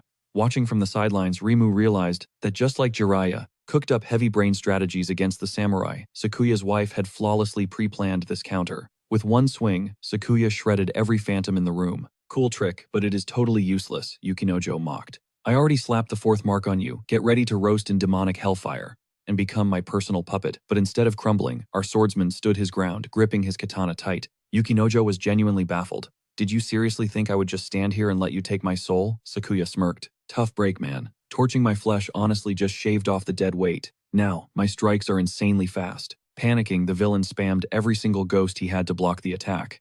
None of this made sense. Sakuya was not supposed to hit this hard, while taking literal soul damage. Then, the horrific realization hit him. The villain screamed. Sakuya was perfectly timing the massive cooldown gap for his ultimate leap of the 8 vessels. Way too late to figure that out. Sakuya roared, violently shredding through every obstacle like paper. He blitzed forward, pureed a whole wave of spirits, and practically teleported behind Yukinojo. The panicked Asura tried to phase out into his phantom state, but Sakuya interrupted. "Before you even try stealing my soul," he launched himself, dicing up a fresh batch of phantoms. "I am ending your life right here." Blinking right onto his blind spot, the swordsman cleanly cleaved Yukinojo completely in half. "A single slash like that will not put me down," the villain choked out. Sakuya just glared. "If one cut did not do the job, then I will just keep hacking until you drop," he screamed, unleashing an absolute tornado of strikes. Beaten to a pulp, Yukinojo finally blacked out. The swordsman clicked his katana back into its sheath. That is a wrap. Meanwhile, outside the arena, Makai was literally frying some random dude with high voltage. Having completely wiped the floor with his opponents, he muttered, "What an embarrassment to the Asura name." He then signaled for Sora to hurry up, complaining that this whole event was getting massively boring. Back inside the ring, the crowd was going absolutely wild for Sakuya. Jiro was hyping him up like crazy, but the monk's face dropped. "No, this is terrible." The villain's dark aura was suddenly spiking to toxic levels. It was infinitely worse than anything he flexed before. "I am not done. I just need one more shot," Yukinojo muttered, brokenly repeating himself over and over. Channeling his remaining cursed energy, gigantic bone hands violently ripped open a rift in midair. "Man, my older brother is putting on a seriously pathetic show." Sakuya braced his blade, totally freaked out by whatever was coming next. Yukinojo started sobbing for another chance, but the voice from the rift coldly snapped. "You cannot carry a fight with just flashy gimmicks. At the end of the day, raw power is all that matters. But whatever, I can fix this." Without hesitation, the new entity instantly nuked Yukinojo into dust, casually declaring, "Both you and the enemy are getting deleted today." Sakuya stood frozen, wondering if this absolute menace was the real, final boss version of the Hades Asura. The entire crowd outside was losing their minds over this grotesque nightmare. Makai glanced over his shoulder, smirking. "Okay, now we are actually getting somewhere." The massive creature stomped toward the swordsman. "The absolute first thing I did after ascending to an Asura was zero out my own older brother. Since then, the body count is literally uncountable. Not that it matters. Once they flatline, they just become my personal loot drops, and you are about to join my collection," the monster growled, shotgunning a barrage of cursed spirits straight at Sakuya. Boom, the Hades seal ticked right back to 1. Sakuya was shook, realizing the curse stack never actually reset. Worse, his signature leap of the 8 vessels was still hardlocked on cooldown. Was this really how he gets a game over? Parrying the endless wave of ghouls, Sakuya honestly felt a weird sense of nostalgia washing over him in this unwinnable fight. Total deja vu hitting him right now. Absolute zero damage. That armored paladin straight up bolted from the massive arachnid, screaming for backup. A giant spiked leg swiped at Sakuya, missing by inches. He gritted his teeth, retreating wasn't an option. "Nobody dies today, I'm holding the line," he roared. The beast slammed its massive bulk right in front of the fleeing squad. "Hold up," Sakuya yelled, panic spiking as he realized he was miles out of position. He desperately needed to pull the monster's aggro. Only one huge issue: this thing's armor was basically tank metal. Every strike just bounced right off. Scanning for any kind of weak spot, his eyes locked onto a strange blade jutting out of the beast. With zero hesitation, he chucked his own katana straight at it. Bullseye. The steel clanged hard against the embedded scabbard on the creature's skull. The monster shrieked in agony, and Sakuya pumped his fist. The abomination snarled. "Yeah, look at me, ugly," the swordsman taunted, baiting the nightmare directly toward him. All 8 legs blurred into a frenzy. It lunged, aiming a lethal strike right at his spine. Sakuya dove across the dirt paths, hitting the ground hard but springing back to his feet in a flash. Pure, unadulterated fury burned in the beast's many eyes as it cornered its prey. Breathing heavily, Sakuya realized he was entirely out of gas. Hey, no regrets. Going down swinging meant those villagers got out alive. Still, a bitter thought crept in: if only he had just a fraction more power. He could have changed everything. Suddenly, a commanding voice pierced the chaos, ordering him to stand his ground. A massive winged warrior snatched him midair. "I've got you," the mysterious savior declared. Staring death right in the face, Sakuya realized he was looking at an absolute myth walking among mortals. This was the ultimate grandmaster who trained the elite warlords, the legendary Karasu Tengu. The truth slammed into him. Portals didn't just spit out nightmarish monsters. They dropped literal mythical icons into their world too. The winged god whisked him away into a hidden cavern. Catching his breath, Sakuya dropped a massive thank you before asking who exactly he was dealing with. The ancient spirit didn't waste any time dropping his lore. Turns out a fallen general had one final request before crossing over. Now Karasu was hunting down a worthy soul to carry on that warrior's legacy. The vessel for that legacy, a mythical god-tier katana known as the Kumogiri, and that giant 8-legged freak outside. It was a chaotic yokai, accidentally revived by the sword's raw power. Blinded by pure rage, the beast had ambushed Karasu. In a desperate counter, the spirit jammed the legendary blade straight into its skull. The result, a brutal stalemate where neither could finish the other off. But then Karasu spotted Sakuya, watching this random kid lay his life on the line for total strangers. That sheer willpower proved everything. Karasu knew right then this human was the missing puzzle piece. Teaming up was their only shot. Together, they could slaughter the yokai and reclaim the general's sacred steel. Sakuya gripped the spirit's hand hard. "Let's crack some skulls." From that second forward, the mythical Tengu became his personal sensei. Under that hardcore mentorship, Sakuya absorbed the ancient combat arts of legends. But here was the brutal reality check: his human body just couldn't keep up. He flat out failed to unlock the general's full arsenal. Out of 6 god-level techniques, Sakuya barely secured 3. But his winged mentor smirked 3 was plenty to squash a bug.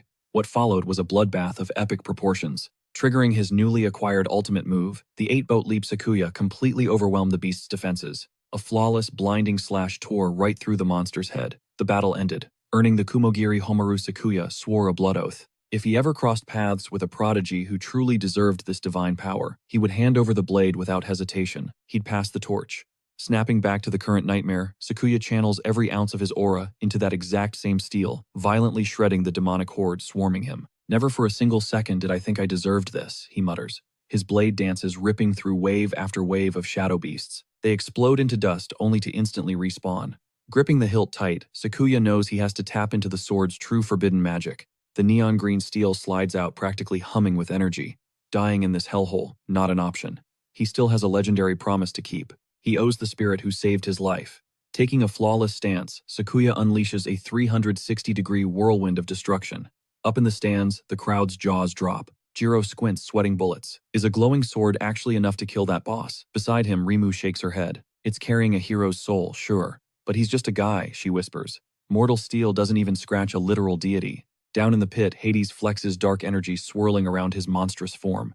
He smirks, mistaking the katana's intense glow for Sakuya's pure terror. "Rip him apart," the god commands. A tidal wave of ghouls rushes in, but Sakuya violently blasts them back with an eruption of blinding white mana. His mind races back. The moment the ancient general first butchered that giant arachnid with this blade, it permanently absorbed the ability to absolutely vaporize dark magic. He swings hard, intercepting the demonic shockwaves. Still, this was a massive gamble. Was it enough to drop the actual lord of the underworld? Suddenly, bam, a cursed arrow buries itself deep into his thigh. Ignoring the agonizing pain, Sakuya locks in. All or nothing, he roars. He forces every single drop of his remaining mana into the ancient weapon. "Scream for me, Kumogiri." Boom! Dozens of razor-sharp wind blades explode outward, completely shredding the front line of ghouls. The demons brace for a weak hit, only to get instantly atomized. The arena itself starts cracking under the sheer pressure of Sakuya's tornado slashes. Hades raises an eyebrow respecting the hustle, but the dark god just casually conjures a massive transmutation glyph. Cute effort. Still garbage compared to me, he taunts. Sakuya goes all in with a devastating uppercut swing, crashing his raging tempest straight into the glowing shield. You seriously think a mortal toy can make a god bleed? Hades bellows as the arena shakes. He's about to vaporize every last ounce of hope. A razor-sharp gale tears toward the mystic rune, while Hades narrows his glowing eyes, totally clueless about the high-pitched ringing filling the air. Rimu slaps his hands over his ears, and the rest of the crew instantly follows suit. Suddenly, a massive web of cracks splinters across one of the glowing alchemy rings. Even the god of the underworld himself has to block out the deafening screech, watching helplessly as his devastating strike completely fizzles out. Sakuya smirks, flexing that while the bony creep might tank the physical slice of the Kumogiri, Himaru dodging invisible sonic shockwaves is literally impossible. He launches himself forward like a bullet. The legendary blade lives up to its hype, roaring through the air with the vicious snarl of a wild beast. That sonic roar absolutely scrambles the brain's motor skills. Hades is already stumbling, leaving his guard wide open for a savage counterattack. The Underworld King scoffs, realizing the auditory trick was meant to lock him down. But popping off now, huge mistake. Thanks to his god-tier status, the sword's 20-second stun gets violently nerfed down to a mere 10 seconds. Hades thrives on that false sense of security, waiting for the exact millisecond his prey gets cocky. Meanwhile, Sakuya is practically redlining, knowing he has to push his agility to the absolute limit. If he does not hit top gear right this second, it is game over. He bets everything on this final rush, but cold dread washes over him, as the god's hollow eyes lock directly onto his soul. The paralysis is already snapping. Pushing through pure panic, Sakuya sprints headfirst into the danger zone, mentally cursing his luck, while Jiro screams out praying the guy actually survives this reckless dive. Not on my watch, the deity growls, casually swatting away the incoming lethal wind. Sakuya freezes in absolute horror. He is a fraction of a second too late. Hades coldly announces his execution. Invisible strings wrap around Sakuya, violently hijacking his own body. Crushed inside a colossal demonic grip, he can do nothing but listen to the monstrous echoing laughter bouncing off the walls. The deity mocks him, branding the samurai as nothing more than a brand new toy for his collection. The dark energy surges wildly as the terrifying fourth seal of the underworld cracks open. But plot twist, the squad on the outside wasn't just sitting around making popcorn. A massive aura flares up as Yoei refuses to let his comrade get dusted without a fight. Out of nowhere, Athena manifests right in their faces, projecting pure boss-level authority and laying down the absolute law: mortal scrubs do not crash a god-tier brawl. Bam! A blinding flash of high-voltage plasma obliterates the tension. Athena spins around, totally baffled, while Rimu catches that familiar electric hum vibrating through her bones. Is some crazy rogue trying to shatter the dome from the outside? Impossible. The big boss is literally standing guard. The sky turns pitch black, choking the area in shadows, until a deafening sonic boom shatters the silence. A raw, chaotic force rips through the atmosphere like wet tissue paper. Athena barely has a microsecond to look completely shook, before the overwhelming barrage literally wipes her from existence. Rimu stammers, trying to process if the indestructible dome actually just shattered. And wait, was that the boss's signature lightning? Hiro furiously points into the dust cloud, screaming at her to focus. Through the smoke, Sora is going absolutely feral, channeling pure voltage into the crackling wall, praying the clock has not run out.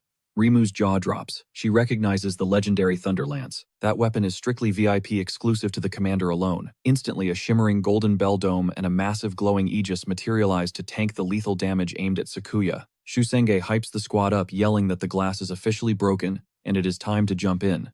Yoei completely backs the play, shouting that they are staking everything on this kid. Sora winds up for a second hypercharged pitch. Eat this, you overgrown fossil. He unleashes a blinding spear of pure electricity straight at the underworld boss. Hades spits out a furious curse. He aggressively taunts the boy, bragging that shattering some glass does not change reality. His old man is already dancing on the god's twisted strings. A massive bedrock pillar violently erupts right under Sora's boots, giving him the ultimate launchpad. Jiro screams at him to blast off, and our boy shoots him, a quick nod of respect before launching into the sky. Diving straight at the colossal skeletal limb, he creates a blinding flash. The deity barely gets out a confused grunt before his massive arm gets surgically sliced clean in half. The god recoils, clutching his severed stump in absolute shock, while Sakuya plummets to the dirt, still trapped in the amputated claw. The entire battlefield goes dead silent as the samurai violently forces the dead giant's fingers open. Coughing up blood, he hits them with the hardest line: nobody checks out of this life unless he signs the permission slip. The crippled deity loses his mind, shrieking insults at the absolute audacity. Sora mentally tips his hat to his dad for surviving the impossible, but honestly, this giant bony cosplayer is not even the main boss right now. The actual red flag is the mysterious powerhouse casually dropping nukes from outside the cage. Out of all the nightmarish monsters he fought since crawling out of the abyss, this unknown sniper is easily the most cracked. Enter Makai, dropping onto the scene with zero hesitation. But things are seriously sketchy. His high-voltage nuke inexplicably did zero damage to the target. Even crazier, the enemy basically parried the insane electric surge like it was a minor static shock. The math absolutely was not mathing. Sparks and stray plasma bolts are literally chewing up the terrain. Sora aggressively shakes his head. Getting lost in his own thoughts during a deathmatch is a one-way ticket to the grave. Step 1. Absolutely fold the guy standing right in front of him. Makai flashes a twisted, hyped-up smile at the chaos, while Hero desperately screams his name across the wasteland. Hero declares open season. With the magic cage shattered into pixels, those ridiculous fighting restrictions are officially tossed out the window. He immediately starts trash-talking the shiny-headed enemy. Revving up his engines, he launches back into the meat grinder for round 2. Hanging back, Rimu furrows her brows, super suspicious as to why her notoriously strict commander is just watching the show. Since Hero is basically going feral right now, it all clicks. The big guy is deliberately using this absolute bloodbath as a twisted stress test for the new kid's potential. No way is she letting the boys have all the fun. She manifests her heavy-duty buckler in a flash of light and aggressively barks out Iwagaya's name across the crossfire. She roasts him for chilling on the sidelines like some spectator. Iwagaya shoots back an icy glare, telling her to stay in her lane, while dropping some edgy lore about how true phantom killers always lurk in the shadows until the exact millisecond to secure the kill. Not having any of it, Rimu snaps at Shiraya, roasting him for whining about a missing limb and ordering him back into the trenches. The one-armed warrior scoffs aggressively, stating he didn't need a cheerleader to tell him to do his job. His terrifying aura violently flares up around his surviving fist. Dropping a bone-chilling line about death coming to collect its dues, he vaults straight into the madness. Meanwhile, a swarm of shadowy ghouls aggressively zeroes in on Sora's position. He tosses the ultimate responsibility of guarding his dad to the veteran, getting a solid thumbs up from Jiro. Unleashing pure kinetic force into the dirt, he violently erupts a massive bedrock fortress right behind his spine. Now totally off the leash, Sora cracks his knuckles. His mind goes to a very dark place. If any of these freaks even breathe in his father's direction, he is going to turn them into absolute dust. Hero and the monk are practically trading blows at warp speed when Hero's eyes suddenly widen. Out of nowhere, Sora crashes the party, yelling, "You're up first, buddy." Hero barely brings up the Fang of Cadmus to block, totally caught off guard by the kid's glitch-like speed. But our boy completely shatters his guard, delivering a brutal roundhouse that launches Hero across the battlefield. Remu's jaw straight up drops. Watching Hero get yeeted into the stratosphere, she mentally facepalms, baffled that the dude got one-shotted. Meanwhile, Sora tosses a quick glance at Suzengi, ordering him to handle the phantom mob. The monk instantly drops into a prayer stance, unleashing a massive wave of golden karma energy that totally vaporizes the spirits. Remu is losing her mind watching this, realizing Sharia's ghostly summons are getting completely hard-countered. It's an absolute mismatch. Desperate, she hurls her heavy-duty Valkyrie shield straight at his dome, but Sora, he just snatches it out of the air, one-handed. Panicking, Remu rushes in blade first, internally screaming because squaring up against this absolute menace is the last thing she wants, but she's out of options. Before her sword even connects, Sora parries her arm with a flick of his wrist and instantly counters with a devastating hook to her jaw. He doesn't hold back, unleashing an absolute beatdown on her. Barely clinging to consciousness, Rimu desperately wonders why their boss is just standing there watching. Makai just lets out a heavy sigh, roasting his own squad for being trash and loudly questioning if they completely forgot they're heavily nerfed by a curse right now. Deciding to end things himself, he smirks, dedicating his next lethal strike to Mukashima's wife. Spotting the blinding sphere of destruction forming in his hand, Suzengi's blood runs cold, realizing the target is none other than Yoi.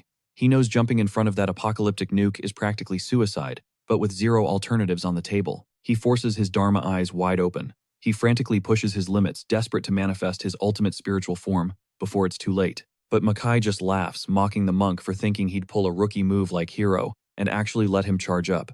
Suzengi instantly realizes he's completely out of time. Rotten Hellbugs, the apostle of Zeus, snarls. His artifact glows blindingly bright, and a catastrophic pillar of lightning erupts, zeroing straight in on the boulder, hiding Sora's mom. Sora flinches, confused by the sudden flash. A millisecond later, the thunderbolt obliterates the rock right next to him, leveling the entire terrain in an ear-splitting explosion. Coughing through the thick smoke, he turns, bracing for impact. But instead of an enemy, his eyes lock onto a smoldering pile of rubble, and his mom's bloodied hand sticking out from the wreckage. Time literally freezes. He screams her name, sprinting blindly toward the crater, when a massive metal shield suddenly slices through the air, right at his neck. "Don't you dare get in my way," he roars violently, batting the weapon aside.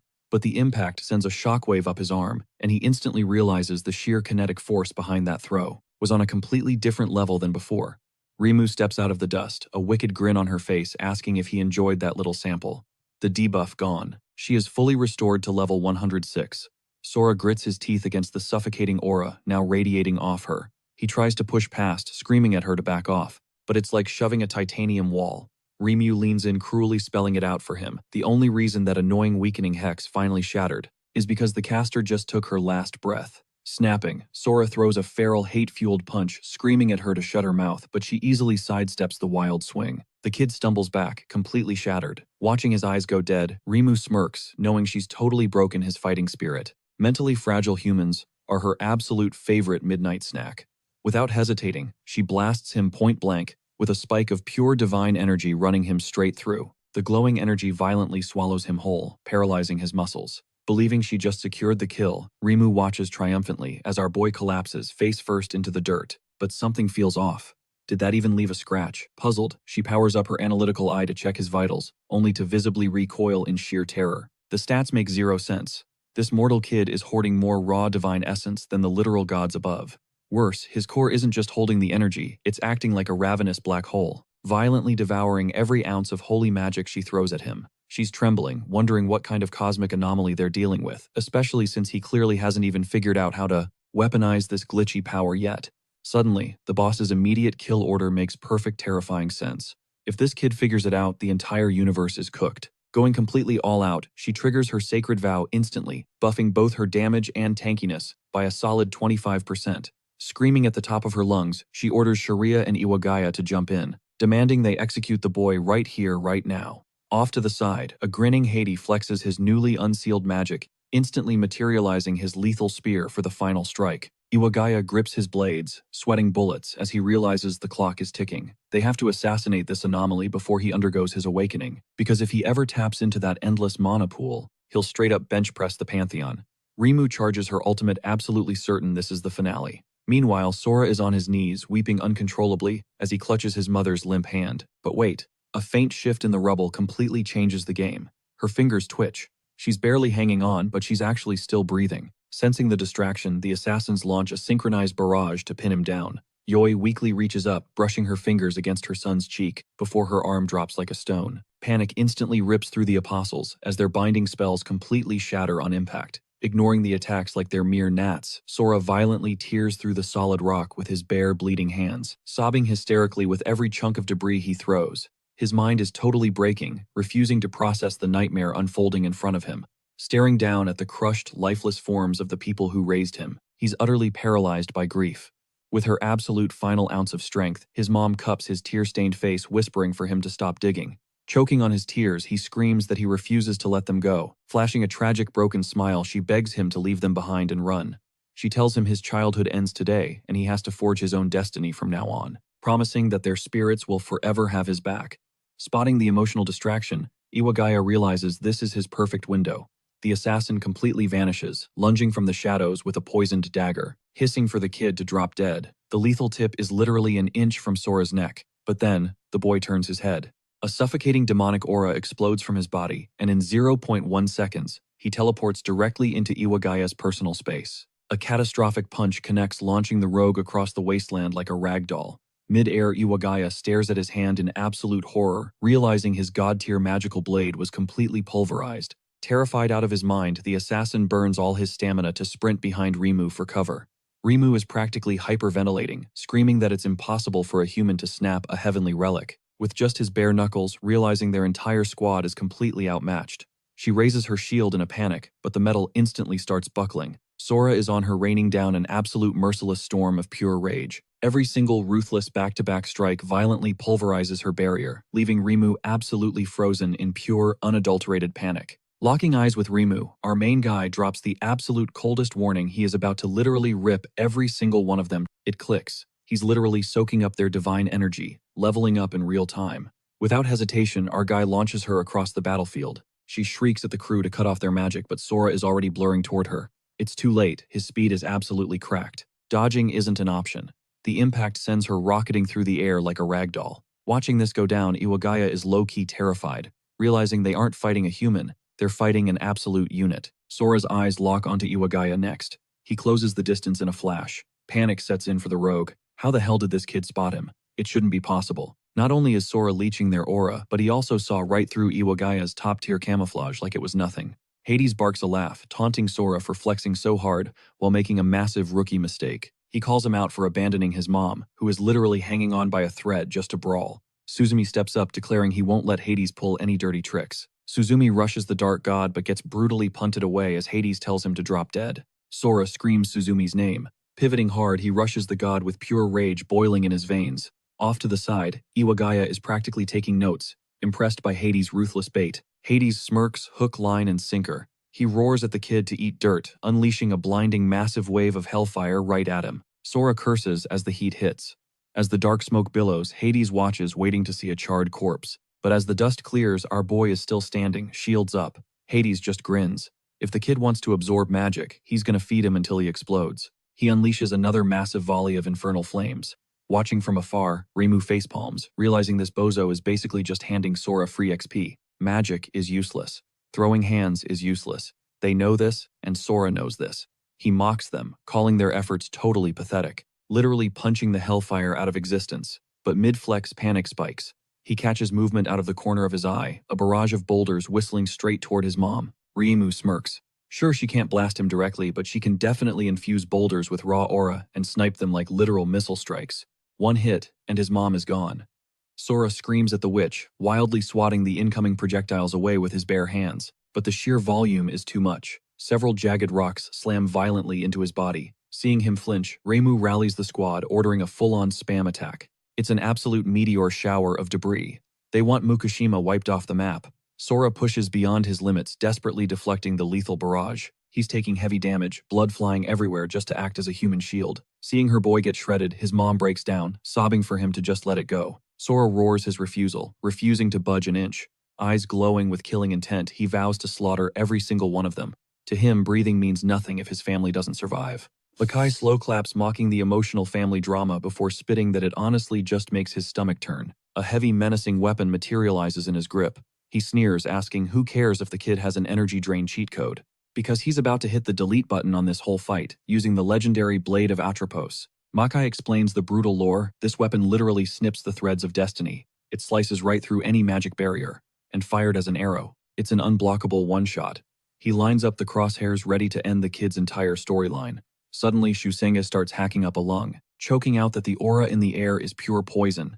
He screams at Sora to dip immediately, but Iwagaya presses a cold dagger against Shusenga's throat, whispering that he really shouldn't be backseat gaming right now. Meanwhile, Sora is still tanking the rock barrage, muscles burning, mind racing as he senses the ultimate threat locking on. Tears mix with dirt on his face as the fatal strike launches. In that split second, his mom calls his name gently, pressing a torn cloth into his palm, whispering her final, heartbreaking goodbye. Then boom, the thunderstrike vaporizes her. Makai just watches coldly as his devastating arrow levels the entire arena into a smoking crater. A cold system prompt echoes. The sacrifice to Zeus is locked in. The Pantheon is hyped. Makai drops to the rubble, as Reimu nervously questions if the monster is finally in the grave. Makai brushes it off. Zeus gave it a 5-star rating, and honestly, they have bigger fish to fry. Every top-tier guild is going to view this nuke as a formal declaration of war. They need to brace for impact. Cut to a completely different spot on the map. A body splashes heavily into freezing water. Sora sinks into the dark depths of a massive, jagged underground cavern. A rough-looking soldier drags his soaking, bruised body onto dry land. Sora's mind is a blurry mess. Is he a ghost? What server is this? And a crushing panic hits. Where are his parents? He whispers broken pleas, begging the universe not to take them away. His eyes snap open, gasping for air. The grizzled soldier looks down, noting the kid is finally back online. Sora chokes on his own tears, repeating that he was supposed to be their shield. The veteran just scoffs, telling him to dry his eyes. Grown men don't leak like that. He calls it weak. Blinking through the blur, Sora demands to know who this guy is. The stranger just gives him the cold shoulder. Desperate, our boy presses on, asking if this dude was his savior, and pleading for any crumbs of intel on his mom and dad. The man glances back, visually sizing him up. He deadpans that for a so-called chosen one, Sora is looking like absolute trash tier. Time for a brutal reality check. His parents traded their HP for his. They are gone. Now he needs to shut up and fall in line. Denial kicks in hard. Sora violently twists away, snapping that he's going back to the drop zone, ordering the guy to back off. He winds up for a punch, only to realize his muscles feel like wet noodles. Zero strength, zero mana. The soldier barks at him to drop the attitude, telling him to quit acting like a toddler, before casually tossing him to the dirt. He glares down, asking if this is the kind of garbage respect he shows the guy who pulled him from the Reaper's grip. He makes it crystal clear the hands that saved him can snap his neck just as easily. Sora groans, clutching his bruised ribs weakly, calling out. The veteran drops the bombshell. That Atropos blade didn't just hurt him, it permanently severed his connection to the gods. Without that divine armor, he's just a squishy level 1 NPC. The soldier jams his sword into the rock, dropping a major tease about the VIP they are about to meet. The dude offers him a straight-up lifeline. He can reconnect him to that divine energy and actually teach him how to wield it without blowing himself up. Then, he pops the million-dollar question, are you coming or what? Sora's knuckles turn white from gripping his fists so hard, absolutely fuming, but he swallows his pride. He locks eyes with the soldier, grabs his hand, and locks in. He's down for the ride. But the soldier hits him with a harsh reality check, telling him not to get it twisted. He isn't some knight in shining armor from this second forward, they are straight-up ops. He tells the kid to stay paranoid and watch his back.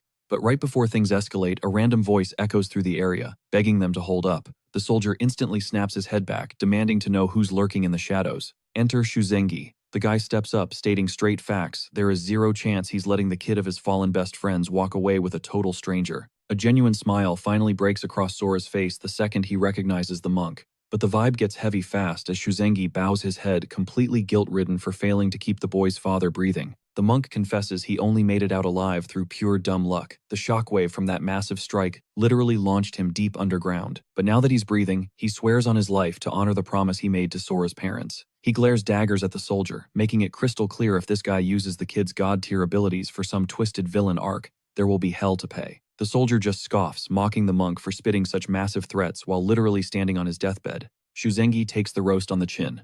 He admits he was totally pathetic for desperately clinging to his own survival and being terrified of dying, offering absolutely zero excuses for his cowardice. But he stands his ground, basically saying that if he fumbles this final mission, he won't even be able to look his old friends in the eyes when they reunite in the afterlife. The soldier rolls his eyes, telling the battered monk to drop the tough guy act and just let the kid make his own moves. Sora gently calls out the monk's name, dropping some brutal honesty. He desperately wants to catch a body right here and now, but he knows his stats are way too low. So if becoming someone's pawn gets him his ultimate revenge, he is totally down for it. He officially locks in his choice to leave with the enemy.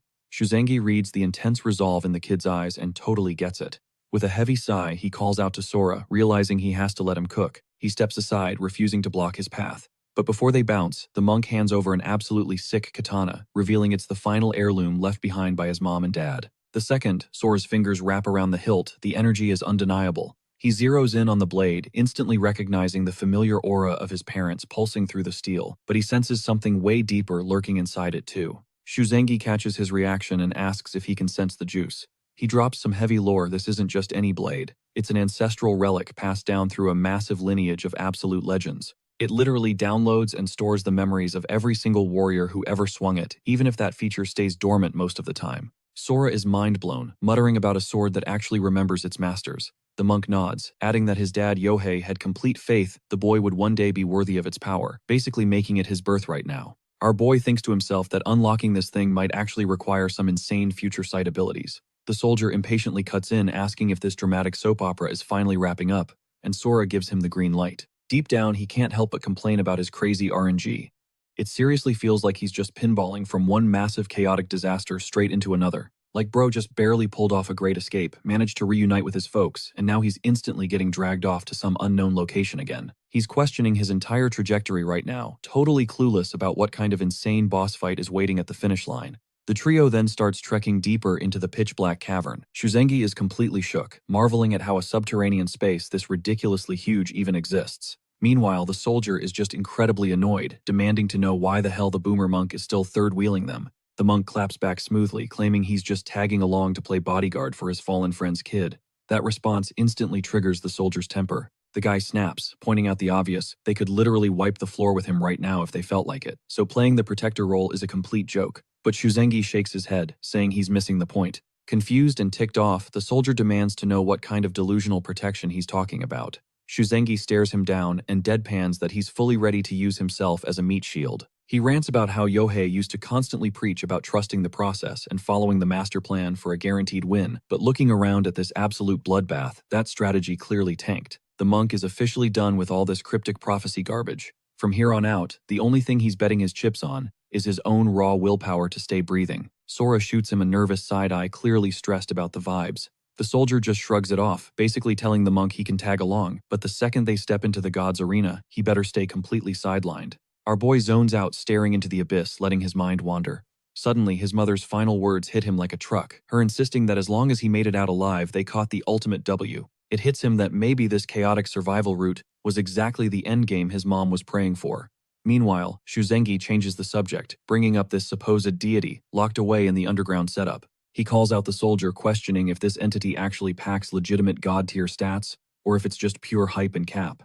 The soldier scoffs, visibly offended by the disrespect. He snaps back that the monk is about to find out the hard way, promising that the absolute millisecond he lays eyes on this being, every single doubt will be completely vaporized. Suddenly, Sora's danger sense goes totally crazy. A massive pressure drops on the room, making him sweat and wonder what kind of insane cosmic boss this guy is actually hyping up. The soldier steps right up to the threshold, declaring with dead seriousness that they are about to stand before a name that you absolutely do not mess around with. Cutting the chit-chat, he announces they've finally hit the destination. Sora's jaw drops at the massive scale of the boss room. Without missing a beat, the soldier raises a hand intensely, focusing his mana. He dramatically announces that he's using the raw flames in his palm as an offering to summon the deity. Instantly, crackling waves of pure divine energy start manifesting right in thin air. A crazy glowing sigil of 3 overlapping triangles flashes into existence, triggering the colossal stone doors to grind open. The soldier gestures for Sora to step inside alone, dropping the bombshell that the monk just got denied entry by the VIP list. Shuzengi is forced to chill on standby in the hallway. Before the kid steps through, the monk gives him one last serious reality check. Do not underestimate whatever is lurking in that cavern. He warns that the kid's internal mana is basically a walking cheat code, and this shady god will absolutely try to hijack it. Sora gives a tight nod, locking in before the soldier barks at him to hurry up and move. Standing right on the edge of the absolute unknown, the soldier gives him the final push. He tells the boy to step into the darkness, because the literal god of deception and flames is ready for his audience. Sora chews on that super sketchy title for a second. But honestly, he decides he couldn't care less if this celestial being wants to team up, manipulate him, or treat him like a disposable battery. Because at the end of the day, our boy plans on being the one holding the controller. With pure ice in his veins, he breaches the room, taking the steps down into the shadows without a single flinch. Suddenly, a massive glowing magic circle boots up right under his sneakers. As the kid snaps his eyes downward, the sheer shockwave of god-level energy violently rips through the cave, hitting Shuzengi outside like a localized earthquake. Sora stared straight up at a colossal entity, towering over a massive throne. He didn't even break his stride. Asterisk. This guy is an absolute unit times, he thought. Were all deities this towering lord of lies and hellfire? His hunch was dead on. It was Loki, the Norse trickster himself. But something was seriously off. The god's flesh looked completely wrecked, literally decaying right in front of his eyes, like a walking corpse. Loki's massive eyelids peeled open. Took you long enough, the god rumbled. But a split second later, the deity was completely caught off guard. This kid wasn't shaking, not even a flinch. He was locked in a dead stare. Realizing he wasn't dealing with your average mortal, Loki cut straight to the chase, looking for payback for your dead family. Sora didn't skip a beat. That is the whole reason I'm standing here. The trickster explained that his artifact was the only thing keeping his godly juice flowing, and patching up that divine connection was going to cost him big time. Sora doubled down, promising to fix that broken link and play along with whatever sick game Loki had in mind. It was exactly the answer the god was waiting for. Total silence filled the room. Not good enough for you, Sora pushed, but the deity was actually stunned. Our boy made his demands crystal clear. He didn't just want a taste of divine energy. He craved absolute, overwhelming dominance to literally flatten anyone in his way. Can you actually give me that kind of juice? He challenged. You arrogant little punk, Loki snarled, using invisible gravity to rip Sora through the air toward him. Who gave you the right to run your mouth like that? The massive god snatched him up in one fist. Even while being crushed, Sora smirked. You dragged me all the way down here because you are desperate. You are planning to siphon my divine aura and use it to jumpstart that pathetic rotting shell of a body. Furious Loki called him a disrespectful parasite and tightened his massive grip, nearly crushing his bones. Gasping for air, Sora barked back, Am I wrong? Because if I am off the mark, go ahead, snap my neck and try taking my power by force. Loki scoffed, complaining that the kid had way too much lip. Or maybe, you just cannot do it, Sora countered. The giant god let out a heavy, exhausted sigh. He completely folded. Sora hit the nail on the head. Even though the boy's energy was strictly Norse, the god was physically incapable of stealing it. Looks like we are on level ground then, Sora shot back. Asterisk, I knew at times, he thought to himself. That crazy energy he soaked up back in the tower was 100% Norse. And if a heavy hitter like Loki, literally the second in command of the entire Norse pantheon, couldn't forcibly rip it out of a mortal, that meant they had to play this like a business deal. The trickster lowered a single massive finger, muttering that this human had insane audacity. Sora casually dapped up the giant finger. I am going to take that as a yes. The deity leaned in, his voice dropping low, reminding him how the old legends usually played out. Anyone who disrespected him ended up 6 feet under. Unfazed, Sora clapped back, that throwing around cheap threats completely ruined his legendary master manipulator vibe. Loki just groaned. You are an absolute headache, he complained, hacking up a harsh cough before getting back to business. Look, the clock is ticking for me anyway. I am just going to give you the short version. Watching him struggle, Sora realized the god wasn't faking it. He was literally running on fumes, a hollow shadow of his former self. Since we are officially teaming up, consider this my peace offering, Loki declared. When Sora asked for the game plan, the deity told him to head straight back to the spire. The protagonist instantly pictured the massive structure. Loki dropped a huge lore bomb. There were actually 16 of these monoliths scattered across Earth, every single one acting as a vault for a different god's raw essence. Every Norse spire, except for his personal one, had been busted wide open, but surprisingly, 0 gods from the other pantheons had managed to wake up yet. Still, there was no way they were letting outsiders hijack their divine loot. Confused, Sora asked what was holding the other deities back from waking up.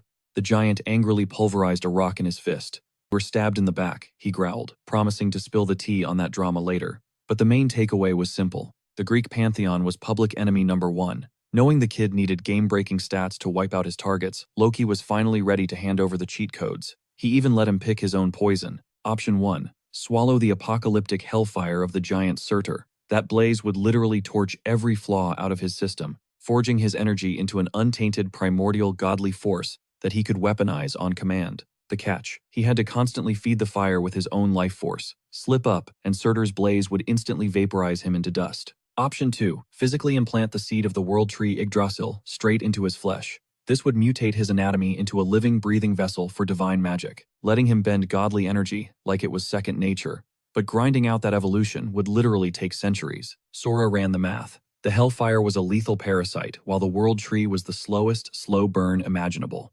Smirking, Loki revealed a hidden third route, forcefully jam both together. Yggdrasil would grow at breakneck speed by devouring the hellfire, while the flames would scorch the tree's magical branches instead of deep-frying his organs. But the endgame for this crazy build was pure destruction. Eventually, the sheer weight of Ragnarok itself would come crashing down to obliterate him. One single slip in focus, and he was instant charcoal. With the cards on the table, the god leaned back, waiting to see which suicidal path the kid would take. Sora didn't hesitate. You never actually planned on giving me a choice anyway. He locked in the third option, fusing the 2 lethal powers. A massive, booming laugh erupted from Loki. Now that is what I am talking about. Instantly, the protagonist felt like his veins were pumped with molten lava. A glowing cursed sigil burned itself onto the back of his hand, while the mythical seed materialized in his palm. Surtur's apocalyptic flames started violently searing his flesh. Watching the show, Loki grinned, noting that these 2 violently opposed forces were finally clashing and binding together. Man, the trickster chuckled. Who would have ever guessed that the entire future of the Norse pantheon would end up resting in the hands of a random kid? Cut to the other side of the city. Fotel suddenly snapped his head up, his instincts screaming. What the hell is that? He muttered, realizing his own mana was being violently siphoned away. He knew he couldn't let a single soul get anywhere near that Norse spire. Meanwhile, in a totally different sector, a massive guild war was brewing as Makai charged up a lethal high-voltage lightning strike. May's jaw practically hit the floor. The guildmaster boldly declared this as the 17th tower, claiming their squad was destined to completely crush it. Loki just stared down with dead eyes, completely unbothered. Meanwhile, Sora was agonizingly screaming, pushing his body to the absolute limit, trying to forcefully mash these 2 insane powers together. Peeking through the cracked door, the soldier and Shusengui watched in pure disbelief. This absolute madman was actually trying to jam 2 violently opposing energies into his own veins. Shusengui desperately screamed for our boy to hang in there. Sora gritted his teeth, fighting like hell to keep the raging storm of energy inside him from tearing his flesh apart. But suddenly everything faded to pitch black. He was hurled straight back into the void. Blinking into the darkness, Sora questioned if his mind had just trapped him in his own subconscious, and caught sight of a massive towering sapling. Was that seriously the world tree seed they just planted? It was stupidly huge. Glancing over his shoulder, his eyes locked onto a colossal giant casually chilling with a book. The massive dude shifted his gaze, staring dead straight at him. The Titan rumbled, claiming that through this wild divine aura, he could peer right into Sora's tragic backstory. He saw a mind totally wrecked, reduced to a crispy wasteland, completely torched by unyielding rage. Acting as Yggdrasil's ultimate messenger, he dropped the pity card, claiming he was sick of seeing innocent kids getting orphaned, and urged our MC to heal his shattered mindscape back into a thriving paradise. Sora gave a cold smirk, saying thanks for the pity party, but knew damn well a deal like this had massive strings attached. The giant hit back, framing it as a sweet win-win situation. Make me your ultimate guardian. Sora squinted super skeptical, when out of nowhere a vicious voice warned him to wake up and stop getting played. In a flash of brutal steel, the giant's head gets flawlessly sliced clean off its neck. The wicked axe zipped right back like a deadly boomerang snatched out of the air by a fierce spirit. She immediately exposed the Titan, claiming his only goal was turning Sora into Yggdrasil's personal lapdog. The grand master plan tossed the whole freaking planet into a blender to act as Miracle Grow for the World Tree. The headless Titan calmly reaches up to his severed stump. Flesh aggressively stitches together as his head pops right back into place. He immediately fires back, warning that Surt's twisted endgame is infinitely worse, since that psycho literally wants to deep fry the entire universe into nothing but dust. Surt steps up to the plate, challenging the giant's trash talk, and instantly, the tension spikes as they lock into a heavy death glare. Surt practically mocks the giant, asking if he's totally blind to the kid's mind, pointing out that aside from a pathetic, rotting stump, Sora's soul is already a scorched, apocalyptic nightmare. The Titan shrugs it off, throwing his hands up. If that's how it is, the ball is entirely in the mortal's court. The ultimate decision rests on his shoulders alone. But before you lock in your answer, you better read the fine print. He slides a glowing parchment over. Sora cautiously grabs it, instantly realizing he's holding the legendary manual of the Aesir. To upgrade from a basic human to a literal god-tier entity, you gotta pass 3 insane hurdles. Step 1. Pick a divine sugar daddy guardian to back your play, officially slapping the candidate label on you. Step 2. Take a terrifying dive straight into the abyss, and absolutely demolish the rival competitors in a bloody battle royale. Step 3. Survive as the undisputed final boss, snagging your patron god's overpowered weapon, and gaining full admin rights over the tower. Now, these guardians aren't just for show, they aggressively monitor their chosen Aesir, throw any disrespect at your deity, and they have full clearance to smite you into oblivion and repo your divine buffs instantly. Rocking that holy weapon lets the chosen champion unleash their god's pure, unadulterated fury in combat. Surt coldly scoffs, calling the giant a gutless coward, who should have been roasted into oblivion centuries ago. Meanwhile, Sora is just standing there mind blown that 2 legendary titans are having a massive turf war over who gets to sponsor him. Yggdrasil coldly claps back, telling the fiery spirit he's completely out of his league. Our boy just takes a mental step back. 2 absolute cosmic powerhouses throwing hands over him. Any average Joe would have literally flatlined from the sheer pressure in the room. Simultaneously, they snap their attention to him, demanding his final answer. Sora just smirks, telling them they completely misread the room. You guys are flexing like, I should be kissing your feet for this little handout. Suddenly, a terrifying aura explodes from him. He shifts, forms declaring that picking a side is totally irrelevant, since either way, he's just wearing their leash. Sora's eyes glow with menace. That's a hard pass. Actually, you 2 are gonna be my puppets. I've already hijacked your juice, so drop the god complex right now.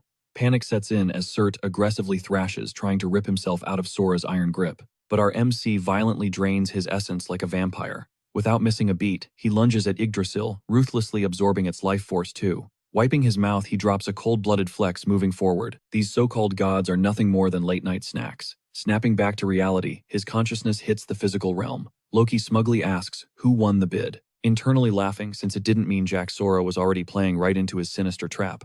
But Sora simply raises his palm, telling the trickster to use his own eyes. There it was, both divine sigils violently stitched together into one. He drops a sarcastic thanks for the boost and turns his back to walk away. Loki's smugness instantly shatters. Staring at the bizarre tattoo, his brain short-circuits. Did this absolute monster actually force-merge 2 opposing god tiers into his own flesh? Boom. The 17th tower just officially birthed its very first Aesir contender. A massive system alert drops the lethal combo of Rebirth and Ruin, is now fully unlocked for early access. Makai starts sweating, shook that some random player just blitzed past his progress. May instantly goes on high alert, paranoid that the ferocious Tiger Squad pulled off this insane stunt. Kicking into overdrive, the entire crew sprints forward, shouting that they need to crash that location immediately before it's too late. Yo, what is up guys? Did this insane chapter absolutely blow your mind or what? Because I am totally hooked. If you want to catch the next epic breakdown, smash that subscribe button and drop a massive like. Catch you absolute legends in the next recap video. Peace out.